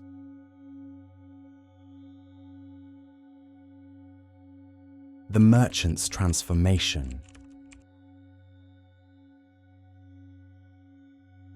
In the prosperous city of Savath, there lived a wealthy merchant named Soreyya. He had everything a man could want: a beautiful wife, healthy children, a thriving business, and a mansion filled with luxuries. People respected him, sought his advice, and envied his good fortune. But Soreyya had a weakness. Though he loved his wife, his mind often wandered to other women. He would watch them in the marketplace, follow them with his eyes, entertain lustful thoughts. His wife never knew, and he told himself it was harmless. After all, he never acted on these thoughts. What harm could mere thinking do? One morning, Soreyya was standing at his window when he saw a monk walking down the street on alms round. It was Venerable Mahākāccāyana, one of the Buddha's chief disciples, known for his wisdom and purity. But Soreyya didn't see a holy monk. He saw a man with a beautiful face, graceful movements, an attractive form. And in that moment, a powerful, lustful thought arose in his mind. A thought so intense, so impure, that it felt like fire burning through him. The monk passed by completely unaware, his mind focused on his meditation. But Soreyya stood at the window, shaking, disturbed by the intensity of what he had just felt. He tried to shake off the feeling and went about his day. But that evening, as he prepared for bed, something felt wrong. His body felt strange, unfamiliar. He looked down and gasped. His body was changing. Before his horrified eyes, his male form was transforming into a female one. Within moments, the transformation was complete. Soreyya had become a woman. She stared at her reflection in the polished bronze mirror, unable to comprehend what had happened. She touched her face, her body, hoping it was a nightmare. But it was real. Panic seized her. What would she tell her wife, her children, the servants? How could she explain this? She grabbed a cloak and fled from the house in the darkness, unable to face anyone. She walked through the night, leaving Savath behind, and eventually came to another city. There, with no money and no identity, she found work as a servant in a merchant's household. The merchant was a kind man, and over time he noticed the new servant's intelligence and grace. He began to favor her, and eventually he asked her to marry him. What could she do? She had no other options, no other life. So Soreyya, who had been a wealthy merchant with a wife and children, became a merchant's wife with a new identity. Years passed. She bore 2 children to her new husband. She managed his household raised. The children played the role of a dutiful wife. But inside, she never forgot who she had been. The memory of her former life haunted her constantly. One day, business brought her husband to Savath. She had no choice but to accompany him. As they walked through the familiar streets, her heart pounded. Would anyone recognize her? What had become of her former family? She learned that her old business had been taken over by a cousin. Her former wife had remarried, believing Soreyya had abandoned her. The children had grown, not knowing what had happened to their father. The pain of seeing her old life continuing without her was almost unbearable. But she said nothing. How could she explain? Then one morning, she saw Venerable Mahakachayana walking on alms round, just as she had seen him years ago. The sight of him brought everything back. The lustful thought, the transformation, the years of living as someone else. Something broke inside her. She fell to her knees in the street and began to weep uncontrollably. Her husband rushed to her side. "What's wrong? Are you ill?" But she couldn't speak. She could only weep and point at the monk walking away. People gathered concerned. Someone ran to fetch Mahakachayana, thinking perhaps he could help. When the monk returned and saw the woman weeping, he looked at her with his deep, penetrating gaze. And in that moment, he understood. He saw the karma, the transformation, the years of suffering. "Come," he said gently, "let us go to the Buddha." Somehow Soreyya found the strength to stand. She followed the monk, her husband trailing behind in confusion, to the Jetavana monastery where the Buddha was staying. The Buddha looked at her with infinite compassion. "Soreyya," he said, using her old name. She collapsed at his feet. "You know," she sobbed. "You know what happened to me." "Yes," the Buddha said. "I know, and I know why." Through her tears, she told the whole story. The lustful thought, the transformation, the years of exile, the new life, the constant pain of remembering who she had been. "Why?" she asked.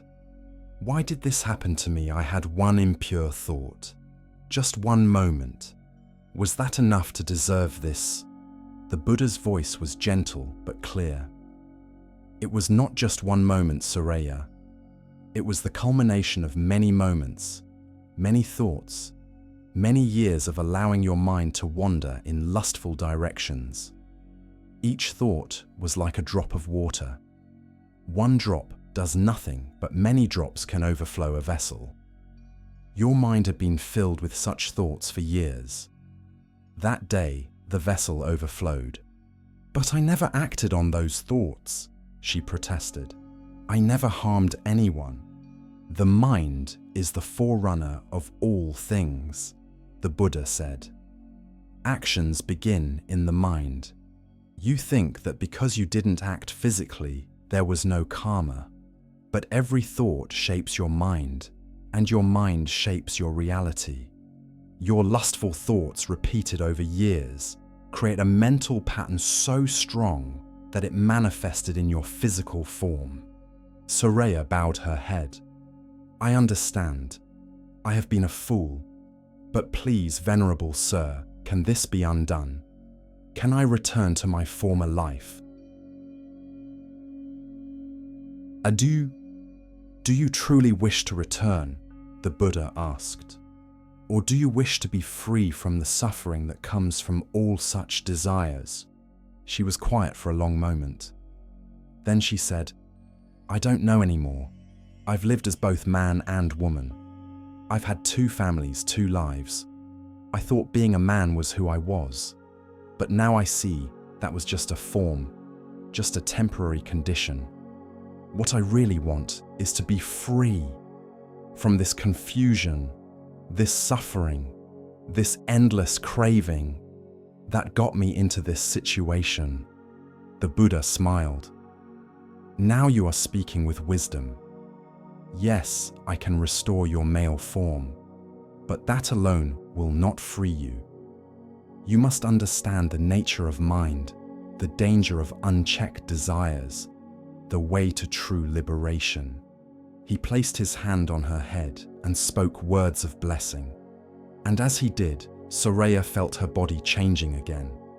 Within moments, he was restored to his male form. But something else had changed too.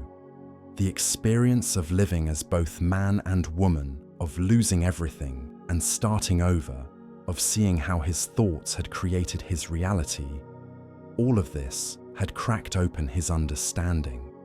Venerable Sir, Soreyya said, I wish to ordain. I wish to learn the path to freedom from all such suffering. The Buddha accepted him into the Sangha, and Soreyya practiced with fierce dedication, always remembering the lesson his transformation had taught him. He watched his mind carefully, seeing how thoughts arose, how they could lead to suffering if unchecked, how mindfulness could free him. Within a few years, Soreyya attained full enlightenment. He became known as a wise teacher, especially skilled at helping others understand the power of mind and the importance of guarding one's thoughts. When people asked him about his unusual past, he would say, I lived as a man and thought I knew who I was. I lived as a woman and thought I knew who I was. But both were just temporary forms. What I am, what we all are, is beyond male or female, beyond any form. We are the awareness that witnesses all these changes. When you understand this, you are free. And so, Soreyya teaches us about the power of mind and the consequences of unchecked desire. His story is unusual, even shocking, but its message is universal. Our thoughts matter. What we allow our minds to dwell on shapes not just our actions, but our very reality.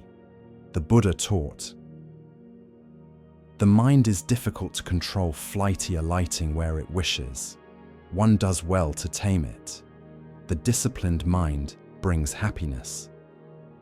Soreyya's mind was undisciplined, wandering freely in lustful thoughts. He believed these thoughts were harmless because he never acted on them.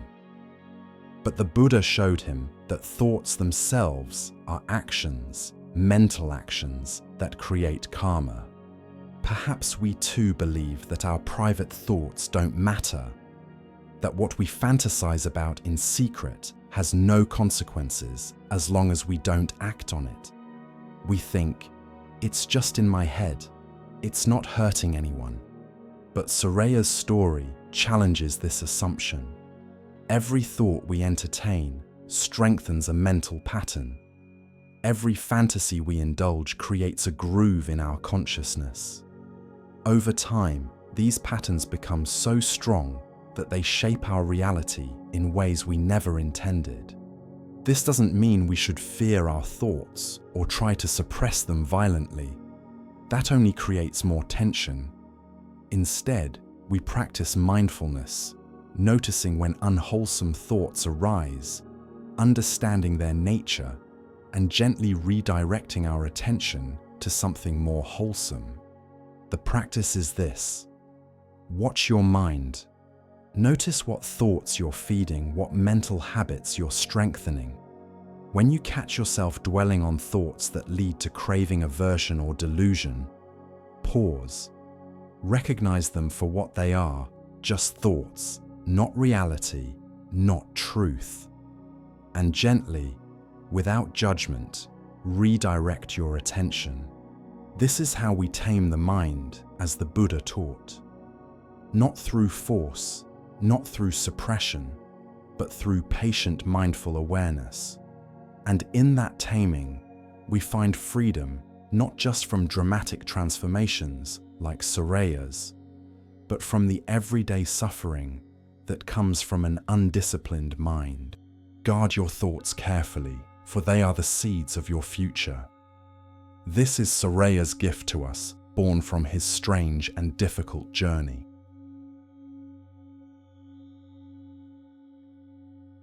The miser's gold.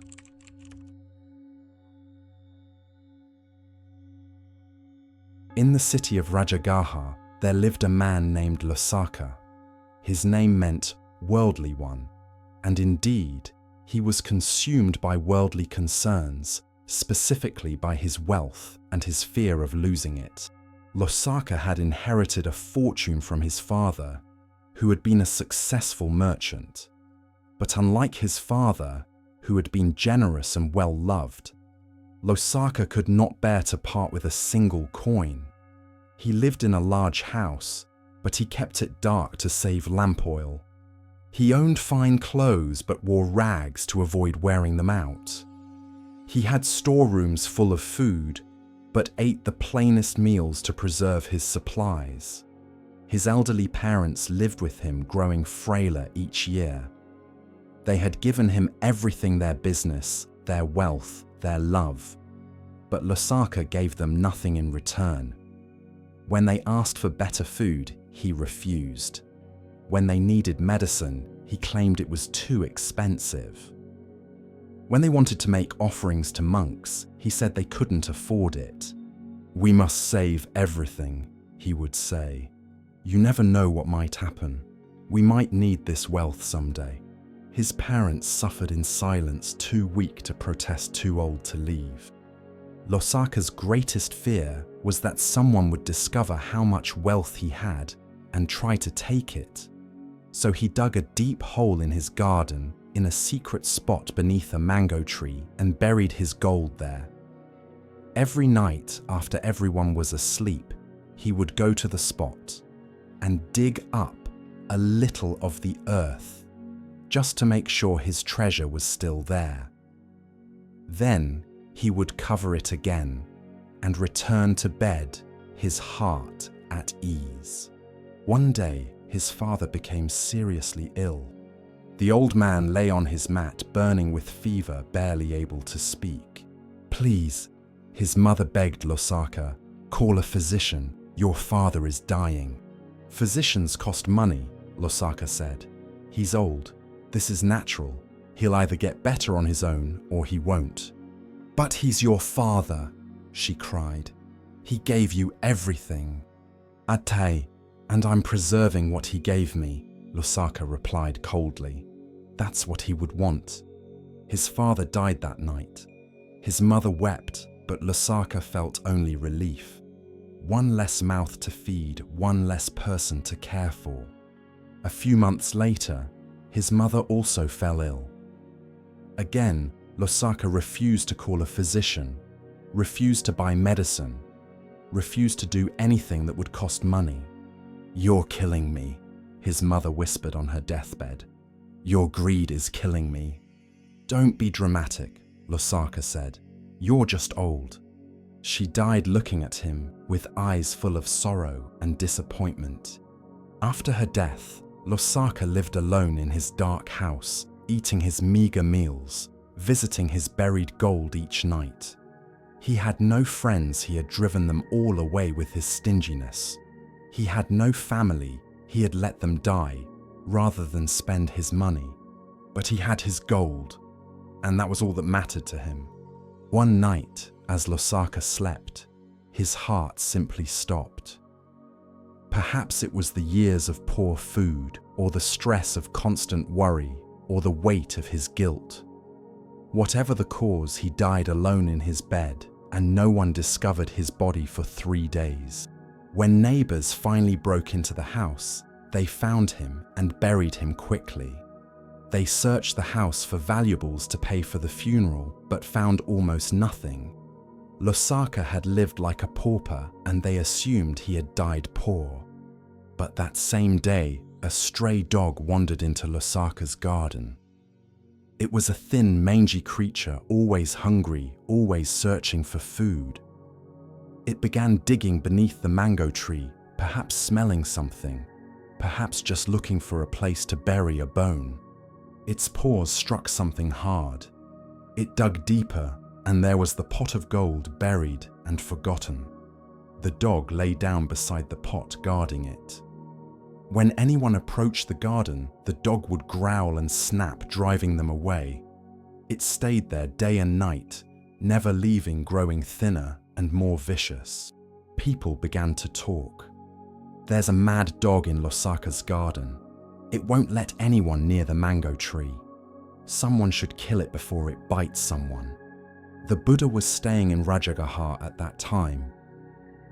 When he heard about the strange dog, he went to investigate, bringing several disciples with him. They found the dog lying beside the mango tree, its eyes wild, its body trembling with aggression. When it saw the Buddha, it growled low in its throat. But the Buddha looked at the dog with his penetrating gaze, and he saw beyond the animal form. He saw the consciousness within the same consciousness that had been Losaka. "Losaka," the Buddha said gently, "why are you still guarding your gold? You cannot use it now. You cannot take it with you. Let it go." The dog stopped growling. It looked at the Buddha, and something in its eyes changed, a flicker of recognition, of memory, of terrible understanding. "You died clinging to your wealth," the Buddha continued. "Your last thought was of your gold.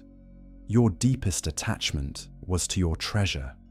And so you were reborn right here as a dog, still guarding what you cannot use, still trapped by the same greed that poisoned your human life." The disciples watched in amazement as the dog began to whimper, a sound of such anguish that it barely seemed animal. "You let your parents die rather than spend your money," the Buddha said. "You lived in darkness and hunger to preserve your wealth. And now, as a dog, you experience the same hunger, the same darkness, the same misery you inflicted on yourself and others. This is not punishment, Losaka. This is simply the natural result of your choices." The Buddha turned to his disciples. "Dig beneath this tree." They dug and found the pot of gold. The dog watched but did not attack. It seemed frozen, caught between its animal instincts and its human memories. "This gold," the Buddha said, "is cursed by the suffering it caused. Losaka starved himself and his parents to accumulate it. He died alone because of it, and now he suffers as a dog because of it. Let it be used for good to balance the harm it has done." He instructed the disciples to take the gold and use it to build a hospital for the poor, a place where people like Losaka's parents could receive free care. The dog watched as they carried the pot away, and then, as if released from a spell, it wandered off into the forest. "Will he suffer long as a dog?" Ananda asked. "Until the karma of his greed is exhausted," the Buddha replied. "Perhaps many lifetimes. Each time he denied help to someone in need, each time he chose wealth over compassion, he created karma. That karma must bear its fruit. Only when he has experienced enough suffering might he understand, might he finally let go of his attachment to material things." The Buddha looked at his disciples. "Learn from Losaka's story. Wealth is not evil in itself, but attachment to wealth, greed that makes you harm yourself and others, this creates terrible suffering." The Buddha taught, "Better than 100 years lived in idleness and weakness is one day lived with courage and powerful striving." Losaka lived many years, but he lived them in fear and greed. He accumulated wealth, but never used it for good. What was the point of his life? What did he gain? A young monk spoke up. But venerable sir, surely it's wise to save money to be careful with resources. There is a difference, the Buddha said, between wise stewardship and miserly greed. Wise stewardship means using resources skillfully, saving when appropriate, spending when necessary, giving when there is need. But Losaka's behavior was not wise. He let his parents die. He lived in misery. He made his wealth into a prison. That is not wisdom. That is delusion. And so, Losaka teaches us about the danger of attachment to material things, and the terrible irony that those who cling most tightly to wealth often suffer most from it. He had gold, but lived like a pauper. He had a house, but lived in darkness. He had food, but went hungry. His wealth brought him no joy, no security, no peace, only fear, isolation, and ultimately rebirth as a dog guarding treasure he could never use. The Buddha taught that generosity is the foundation of spiritual practice. Not because giving is a duty, but because generosity breaks the chains of greed. When we give freely, we prove to ourselves that we are not controlled by our possessions. We demonstrate that our happiness does not depend on accumulating and hoarding. Perhaps we too have felt the pull of Losaka's fear. The worry that we won't have enough, that we must save everything, that giving means losing. Perhaps we've held back from helping others because we thought we needed to protect our own resources first. Perhaps we've let relationships suffer because we couldn't bear to be generous. But Losaka's story shows us where that path leads. The wealth we cling to so tightly cannot save us. We cannot take it with us when we die. And if our last thoughts are of our possessions, if our deepest attachments are to material things, those attachments will follow us, creating suffering in future lives. The practice is this: notice when you're holding too tightly. Notice when fear of loss makes you stingy, when attachment to possessions makes you hard-hearted. And in those moments, practice letting go. Give something away. Help someone in need. Use your resources for good. This doesn't mean being reckless or foolish with money. It means finding the balance between wise care and fearful hoarding, between prudent saving and miserly greed. It means remembering that wealth is a tool, not a treasure, something to be used skillfully, not clung to desperately. Losaka died with his gold and was reborn as a dog guarding it. But the gold that brought him such suffering was transformed into a hospital that relieved the suffering of countless others. This is the choice we all face. Will our resources be a source of suffering or a source of healing? Will we cling to them until they trap us, or use them wisely to create good in the world? The answer lies not in how much we have, but in how we hold it, with open hands or closed fists, with generosity or greed, with wisdom or fear.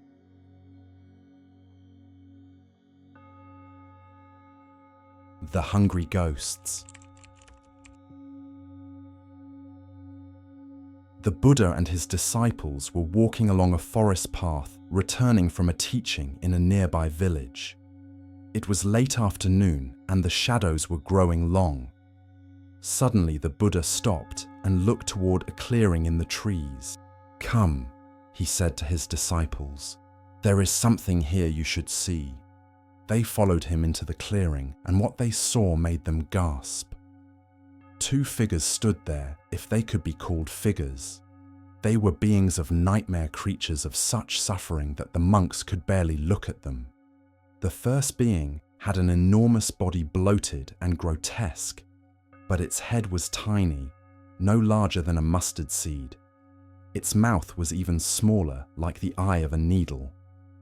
Around its body, dozens of snakes coiled and writhed their fangs, sinking into the creature's flesh again and again. The being made no sound, but its tiny eyes showed unspeakable agony. The second being was covered entirely in sharp knives, thousands of them protruding from every part of its body, like the spines of a terrible cactus. With each movement, the knives cut deeper into its own flesh. Blood flowed constantly, pooling on the ground, but the being could not die, could not escape, could only suffer endlessly. The younger monks turned away, some of them trembling. Even the elder monks looked disturbed. Venerable Sir, Ananda asked quietly, what are these beings? Are they demons? No, the Buddha said, his voice filled with compassion. They are Ahipeta's hungry ghosts. Once they were human like you and me. Let me tell you their stories. He gestured toward the first, being the one with the tiny head. This being was once a hunter named Devadatta. He lived in a village near a great forest, and his specialty was hunting snakes. He would catch them, kill them, and sell their skins in the market. He was skilled at his work. He knew where snakes nested, how to approach them, how to strike quickly. Over his lifetime, he killed thousands of snakes, pythons, cobras, vipers, every kind. He felt no remorse. They were just animals, he thought, just a way to make a living. But he was also cruel in other ways. When people came to him hungry, asking for food, he would refuse. I worked for my food, he would say. Let them work for theirs. Even when he had plenty, he would not share. His heart was as cold as the snakes he killed. When Devadatta died, his karma took him to the realm of hungry ghosts. His body became huge because of his greed, always wanting more, never satisfied. But his head became tiny because he never used it for wisdom or compassion. His mouth became like a needle's eye because he never used it to speak kind words or share food. And the snakes. All those snakes he killed, they are bound to him now, biting him constantly, making him feel the pain he inflicted on them.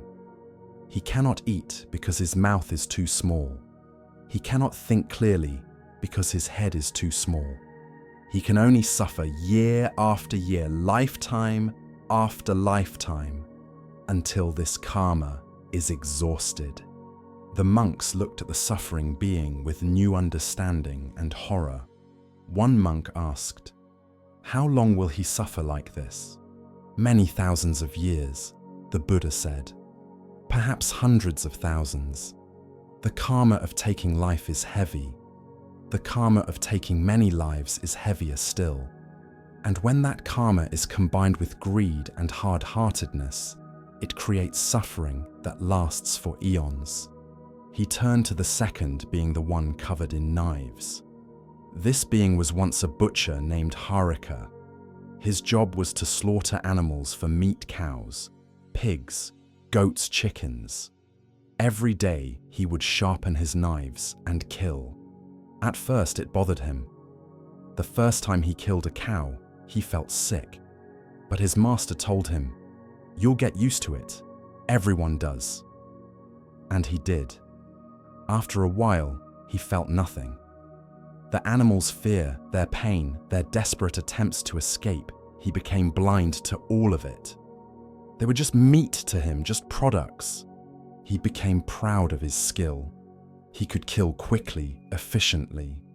He boasted about how many animals he could process in a day. Other butchers came to learn from him. When people criticized his profession, he would say, "Someone has to do it. People want to eat meat. I'm just providing a service." He never thought about the suffering he caused. He never considered that each animal wanted to live just as he did. When Ahipeta died, he was reborn as you see him now.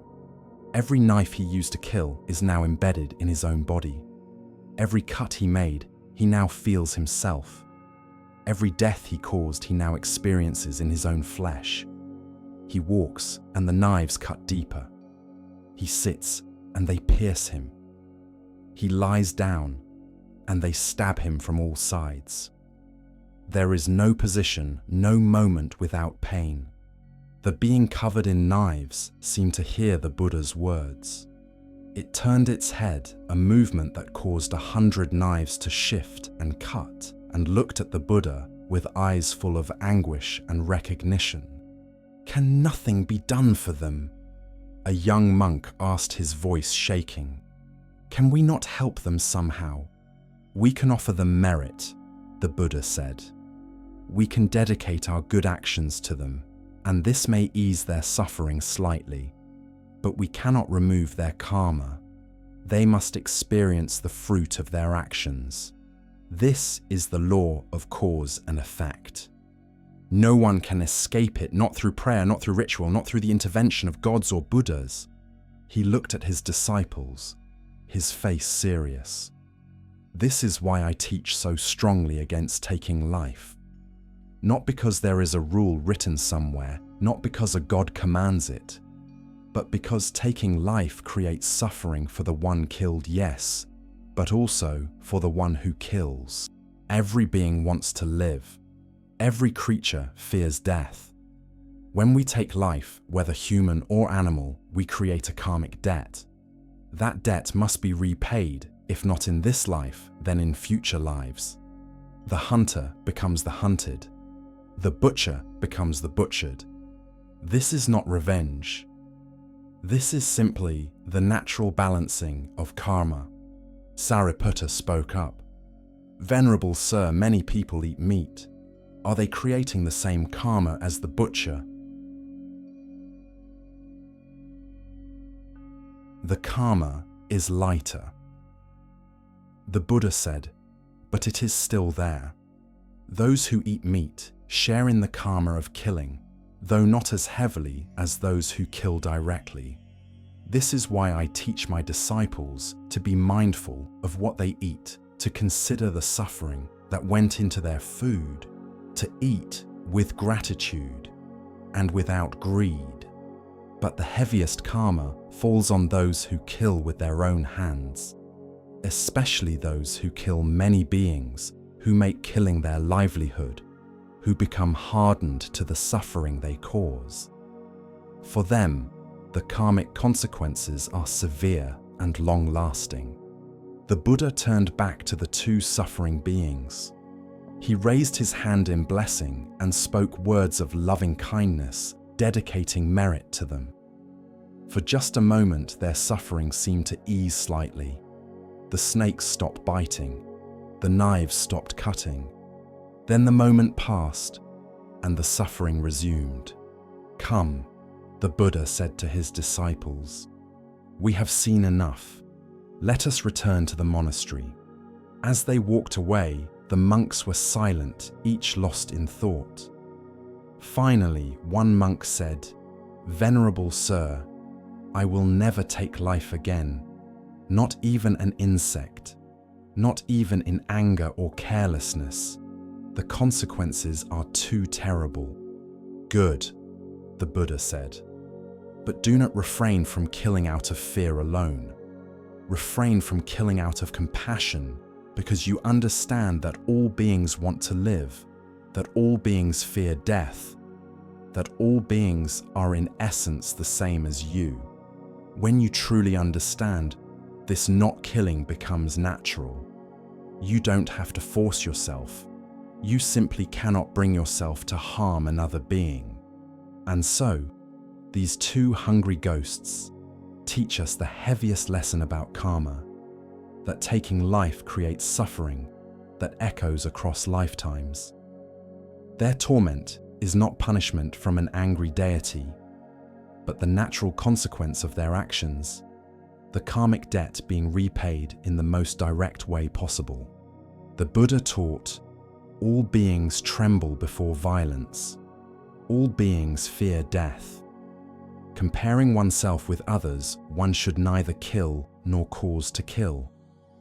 This is not a commandment from above, but an observation of reality. When we truly see that others are like us, wanting happiness, fearing pain, cherishing life, how can we harm them? Perhaps we think, but I'm not a hunter or a butcher. This doesn't apply to me. Yet the Buddha's teaching goes deeper. Every time we kill carelessly, swatting a mosquito in anger, stepping on an ant without noticing poisoning insects in our homes, we create karma. Lighter than the hunter's karma, yes, but karma nonetheless. And even when we don't kill directly, we participate in killing through our choices. The meat we eat, the products we buy, the conveniences we enjoy, many come at the cost of life. This doesn't mean we must be perfect, but it means we should be mindful, aware of the suffering our choices create. The practice is this: develop reverence for life. Notice the small creatures around you, the spider in the corner, the ant on the path, the moth at the window. See them as beings who want to live just as you do. When you must make choices that involve life and death, make them mindfully with compassion, choosing the path of least harm. This is not about guilt or fear.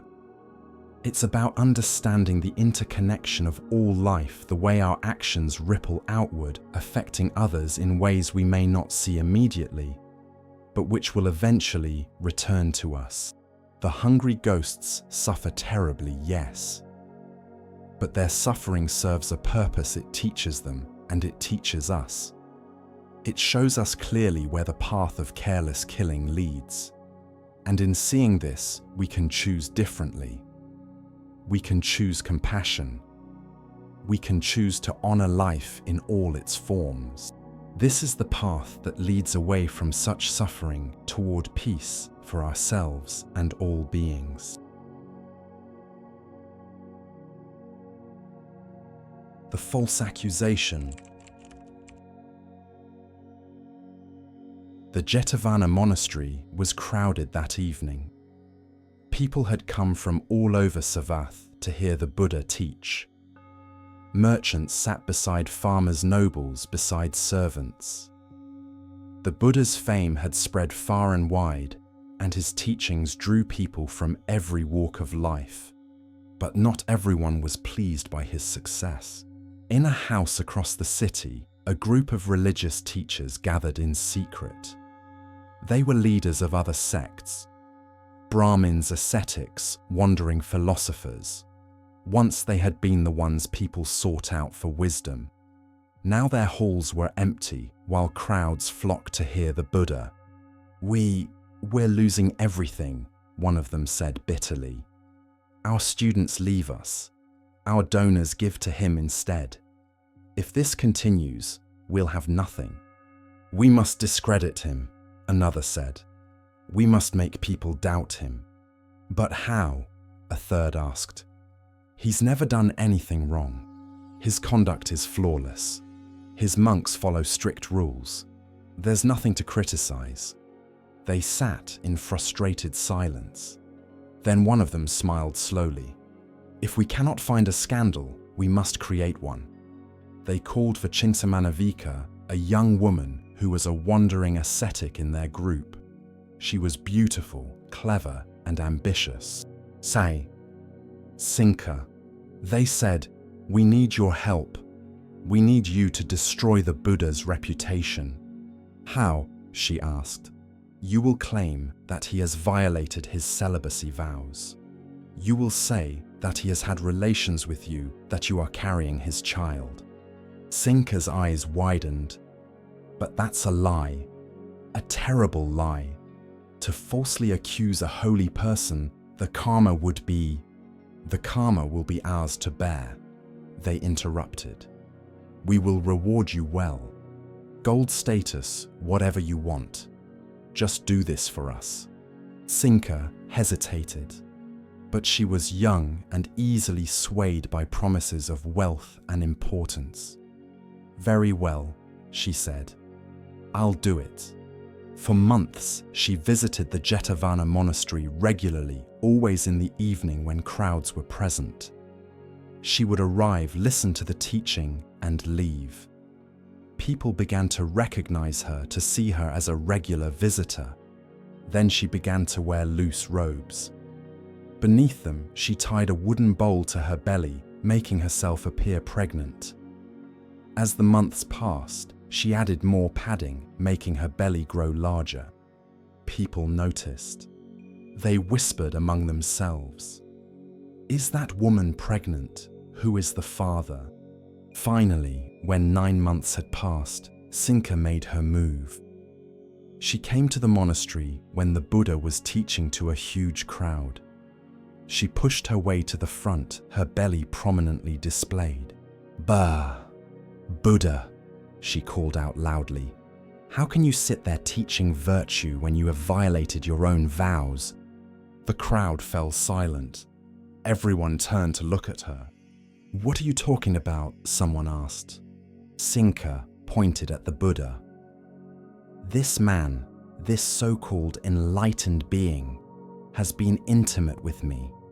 I am carrying his child, yet he takes no responsibility.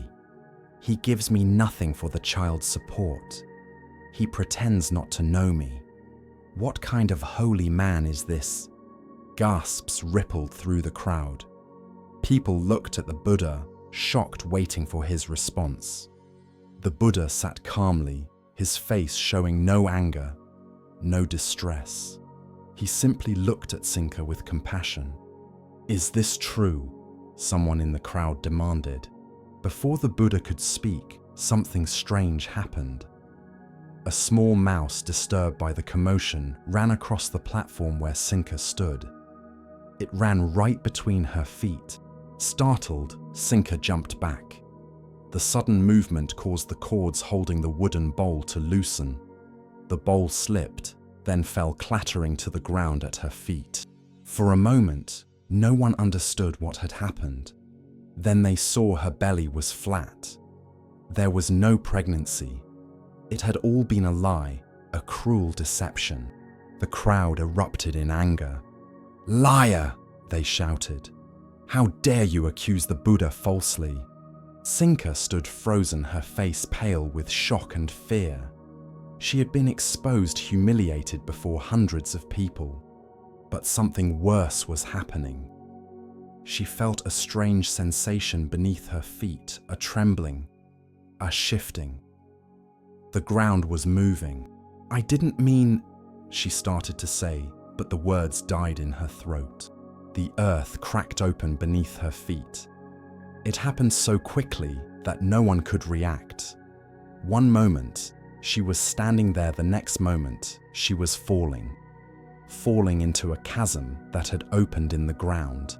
Her scream echoed for just a moment, and then she was gone. The earth closed over her as suddenly as it had opened, leaving no trace except the wooden bowl lying on the ground. The crowd stood in stunned silence. Then slowly people began to back away, terrified by what they had witnessed. The Buddha finally spoke, his voice gentle but clear. "What you have seen is the immediate result of a grave karmic action. Cincā did not act alone.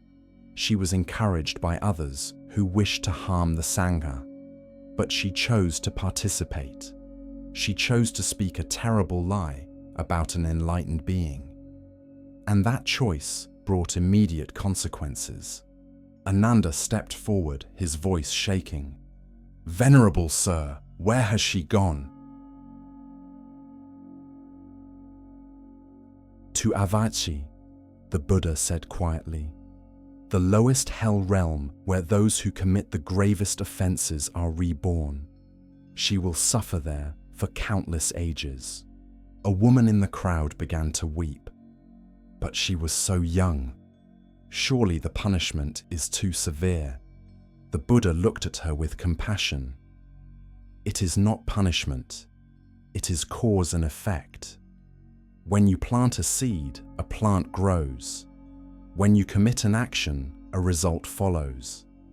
Cinca planted a seed of terrible falsehood, deliberately lying about an enlightened being, trying to destroy faith in the Dhamma, attempting to harm the spiritual path of countless people. That seed bore fruit immediately. The karma of false speech is always heavy. But when that false speech is directed at one who has harmed no one, who teaches only truth and compassion, who helps countless beings find freedom from suffering, then the karma is catastrophic. He paused, then continued. Cinca was not the only one responsible. Those who encouraged her, who planned this deception, who put her up to this, they share in the karma. They too will face consequences, though perhaps not as immediately. Indeed, within a year, each of the teachers who had plotted against the Buddha met with misfortune. Some fell ill with painful diseases. Others lost their positions and wealth. One by one, they experienced the fruits of their actions. But the Buddha took no satisfaction in their suffering. When his disciples spoke of it, he said only, "They created their own suffering. I wish them no harm." But the law of karma operates whether we wish it or not. Actions have consequences. This is simply the nature of reality. A young monk asked, "Venerable Sir, how can we protect ourselves from creating such terrible karma?" Guard your speech, the Buddha said. Speak only what is true, what is kind, what is beneficial. Never speak falsely, especially about those who are virtuous.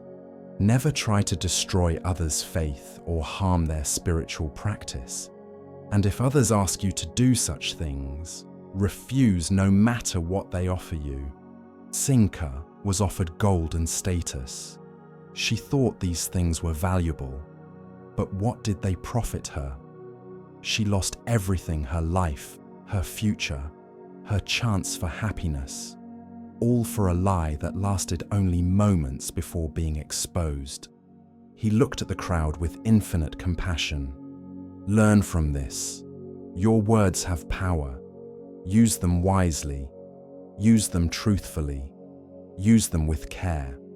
For once, spoken words create karma, and that karma will follow you in this life and beyond.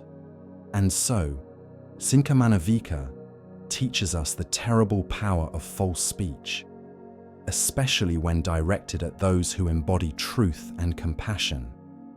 Her story is shocking, even frightening, but it carries an essential teaching: our words matter profoundly. The Buddha taught, better than 1,000 hollow words is one word that brings peace. Cinca spoke many words that day, words carefully rehearsed, dramatically delivered, but they were hollow false, designed to destroy rather than build. And those hollow words destroyed her. Perhaps we think, I would never do something so extreme. Yet how often do we speak carelessly? How often do we spread rumors, repeat gossip, exaggerate stories to make ourselves look better, or others look worse? How often do we speak falsely, even in small ways, thinking it doesn't matter?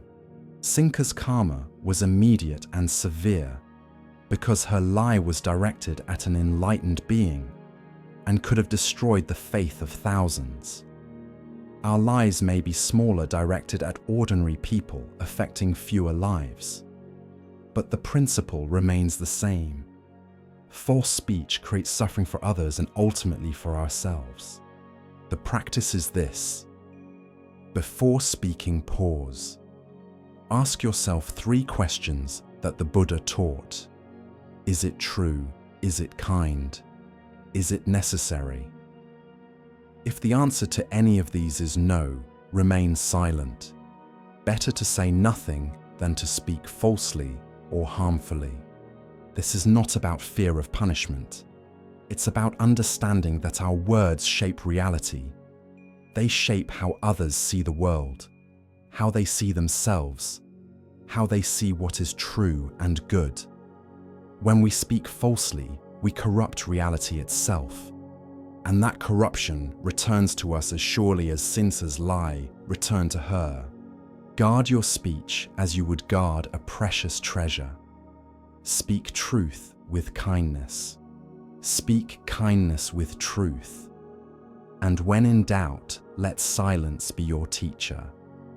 This is the path that leads away from Cinca's fate toward peace and integrity in this life and all lives to come.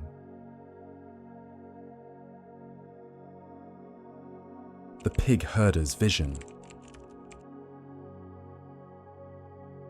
In a village near Savath, there lived a man named Cunda. He was a pig herder, but not the kind who simply raised pigs for their own use. Cunda had built a business around death. Every day, he would tend his large herd of pigs, fattening them up, making sure they grew big and healthy. But he never killed them himself. Instead, he would go to the butchers in town and say, "I have fine pigs ready for slaughter. Come and see." When the butchers came, Cunda would point out the fattest pigs. "This one will give you excellent meat. That one is perfect for the market. You'll make good money from these." The butchers would buy the pigs, take them away, and kill them. Cunda would collect his payment and return home, his hands technically clean of blood. "I'm not a killer," he would tell himself. "I just raise pigs. What others do with them is their business." When people in the village criticized him, saying that his livelihood was based on death, he would shrug. "Everyone eats meat. I'm just part of the supply chain. If I didn't do it, someone else would. At least I treat the pigs well while they're alive." And it was true. He fed them well, gave them space to roam, even spoke to them sometimes. But always in the back of his mind, he was calculating their value, their weight, how much money they would bring when they were killed. Year after year, Cunda sent hundreds of pigs to their deaths. He grew wealthy from his business. He built a large house, married, had children. His life seemed comfortable and successful. But when Cunda reached his 50th year, he fell ill. It started as a simple fever, but it grew worse. His body weakened. He couldn't eat.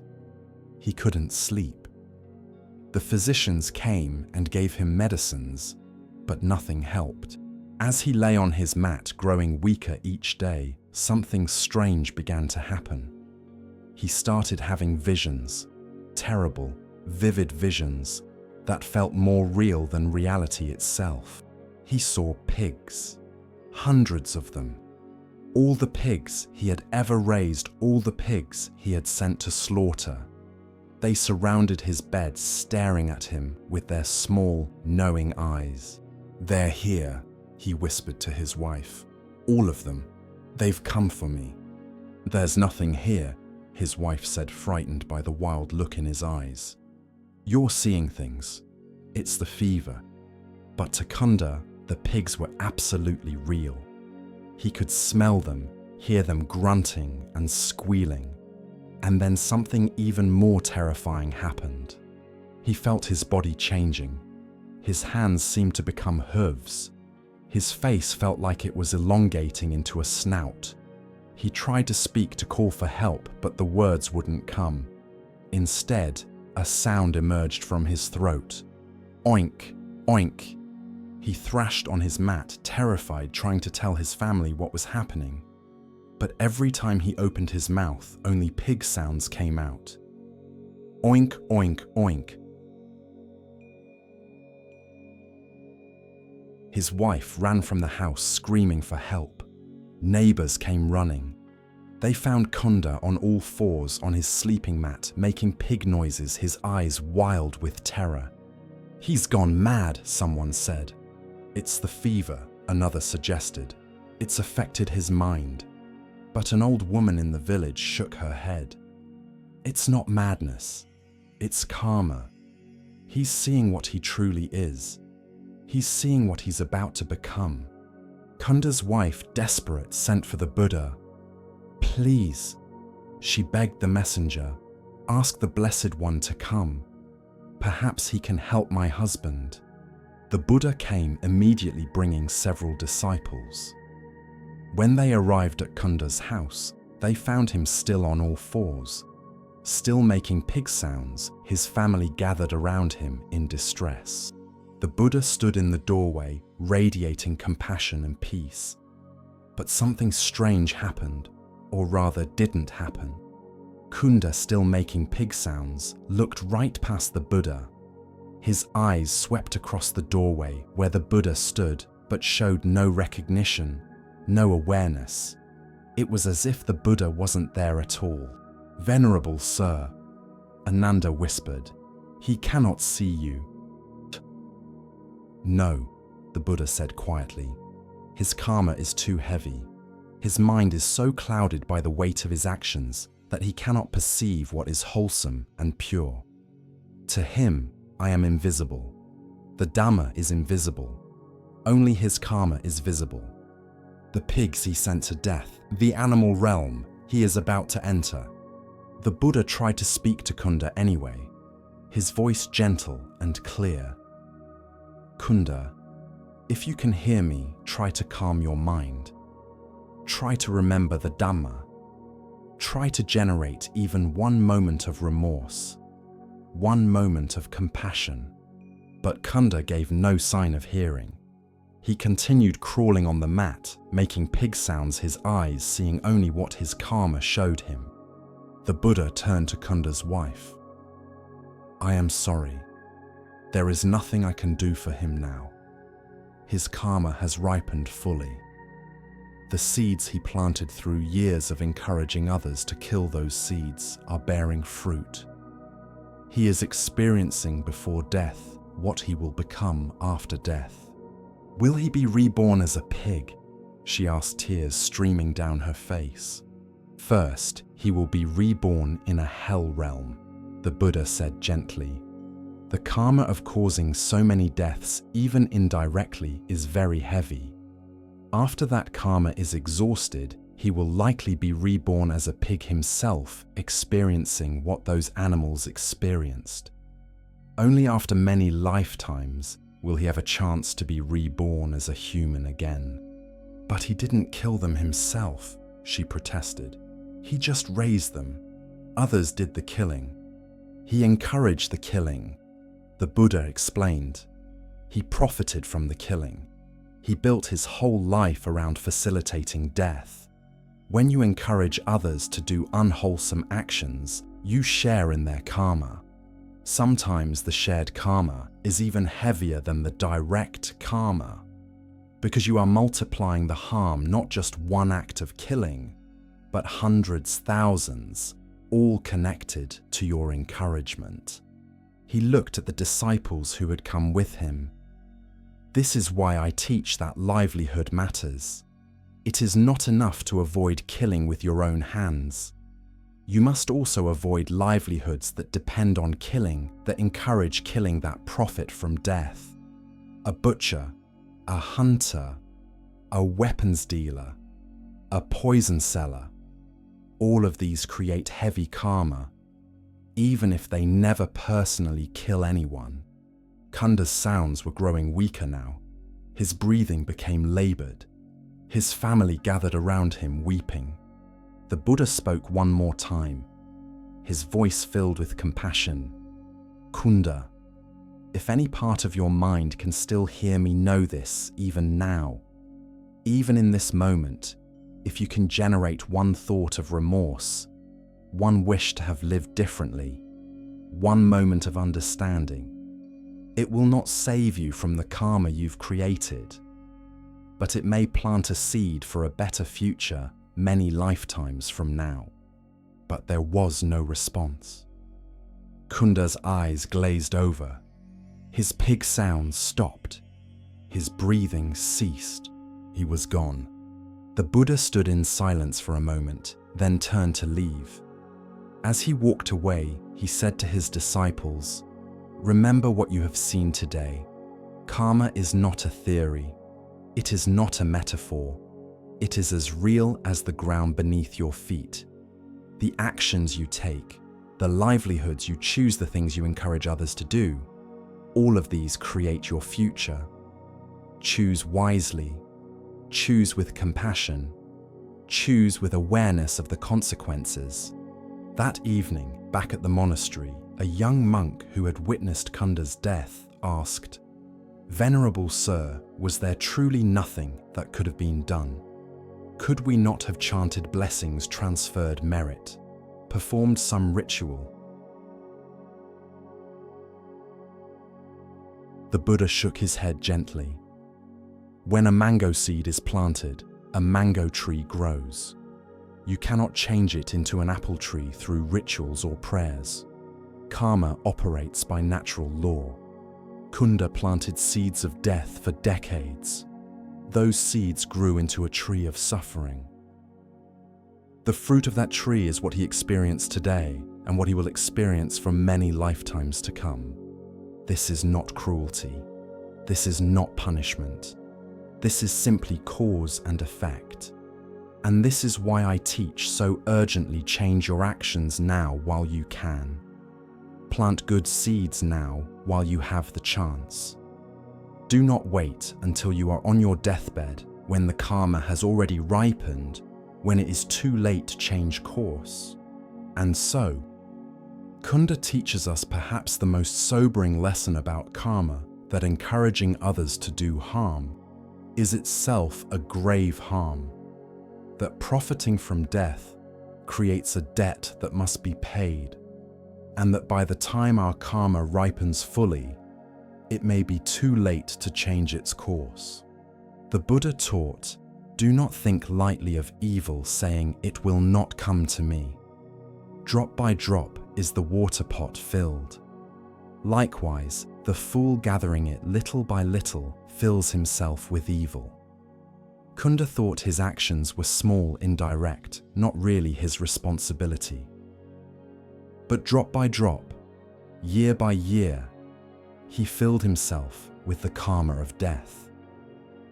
And when that vessel overflowed, he could not escape its contents. Perhaps we too tell ourselves convenient stories about our choices. "I'm not directly harming anyone. I'm just doing my job. Everyone else does it too. If I didn't do it, someone else would." These thoughts may comfort us in the moment, but they do not change the reality of karma. The Buddha's teaching is clear. We are responsible not just for what we do directly, but for what we encourage, what we profit from, what we make possible through our choices. The person who encourages killing shares in the karma of killing. The person who profits from suffering shares in the karma of suffering. This doesn't mean we must be perfect. It means we must be honest about the consequences of our choices. Honest about the suffering our livelihoods may cause, honest about the karmic seeds we're planting each day. The practice is this: examine your life. Look at how you make your living, how you spend your money, what you encourage others to do. Ask yourself, does this create suffering or relieve it? Does this lead toward death or toward life? Am I planting seeds I'll be happy to see grow? And if you find that you've been planting unwholesome seeds, as we all have, in various ways, don't despair. Change course now. Plant new seeds. Choose differently. The past cannot be changed, but the present moment is always new, always offering another chance to choose wisdom over ignorance, compassion over profit, life over death. This is the urgent teaching Cunda offers us from his tragic end: change now while you still can. For the time will come when the seeds you've planted will bear fruit, And then no ritual, no prayer, no Buddha can save you from experiencing what you yourself have created.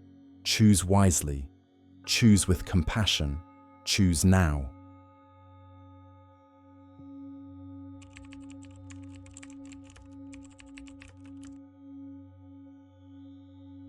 And so, we come to the end of our journey through these ancient stories of karma, of cause and effect, of choices and consequences of suffering and transformation. Tonight we've witnessed a profound truth that the Buddha taught again and again, that we are not victims of fate, but architects of our own experience. Through 11 stories spanning lifetimes, we've seen how our actions, whether of body, speech, or mind, create ripples that return to us. We've met those who suffered terribly from their harmful choices, and those who found liberation through wisdom and compassion. We've learned that karma is not punishment from an angry universe, but simply the natural law of cause and effect, as reliable as gravity, as inevitable as the seasons. The Buddha taught, all that we are arises with our thoughts. With our thoughts, we make the world. This is the heart of karma, that our minds are not passive observers, but active creators. Every thought we entertain, every word we speak, every action we take, plants a seed. And those seeds will grow bearing fruit in this life, or in lives to come. But here is the hope woven through every story we've heard: we can change. We can plant new seeds. We can choose differently right now, in this very moment. As you move through your days, remember these stories gently. When anger arises, recall Devadatta and choose compassion instead. When you're tempted to speak falsely, remember Cincāmānavikā and choose truth. When you feel you're not good enough, remember Cullapanthaka and trust in patient effort. The practice is simply this pause before acting. Notice the intention behind your choices and ask yourself, what seeds am I planting right now? May you rest in peace tonight. May you wake with clarity and kindness. May all beings understand the law of karma and find freedom from suffering. Thank you for being part of Buddhist Insight's journey. If these stories brought you peace or understanding, consider subscribing to continue exploring Buddhist wisdom together. And if you know someone struggling with their choices or seeking to understand their life's patterns, share this with them. These teachings are meant to be passed on. Rest well, dear friend. The path continues tomorrow.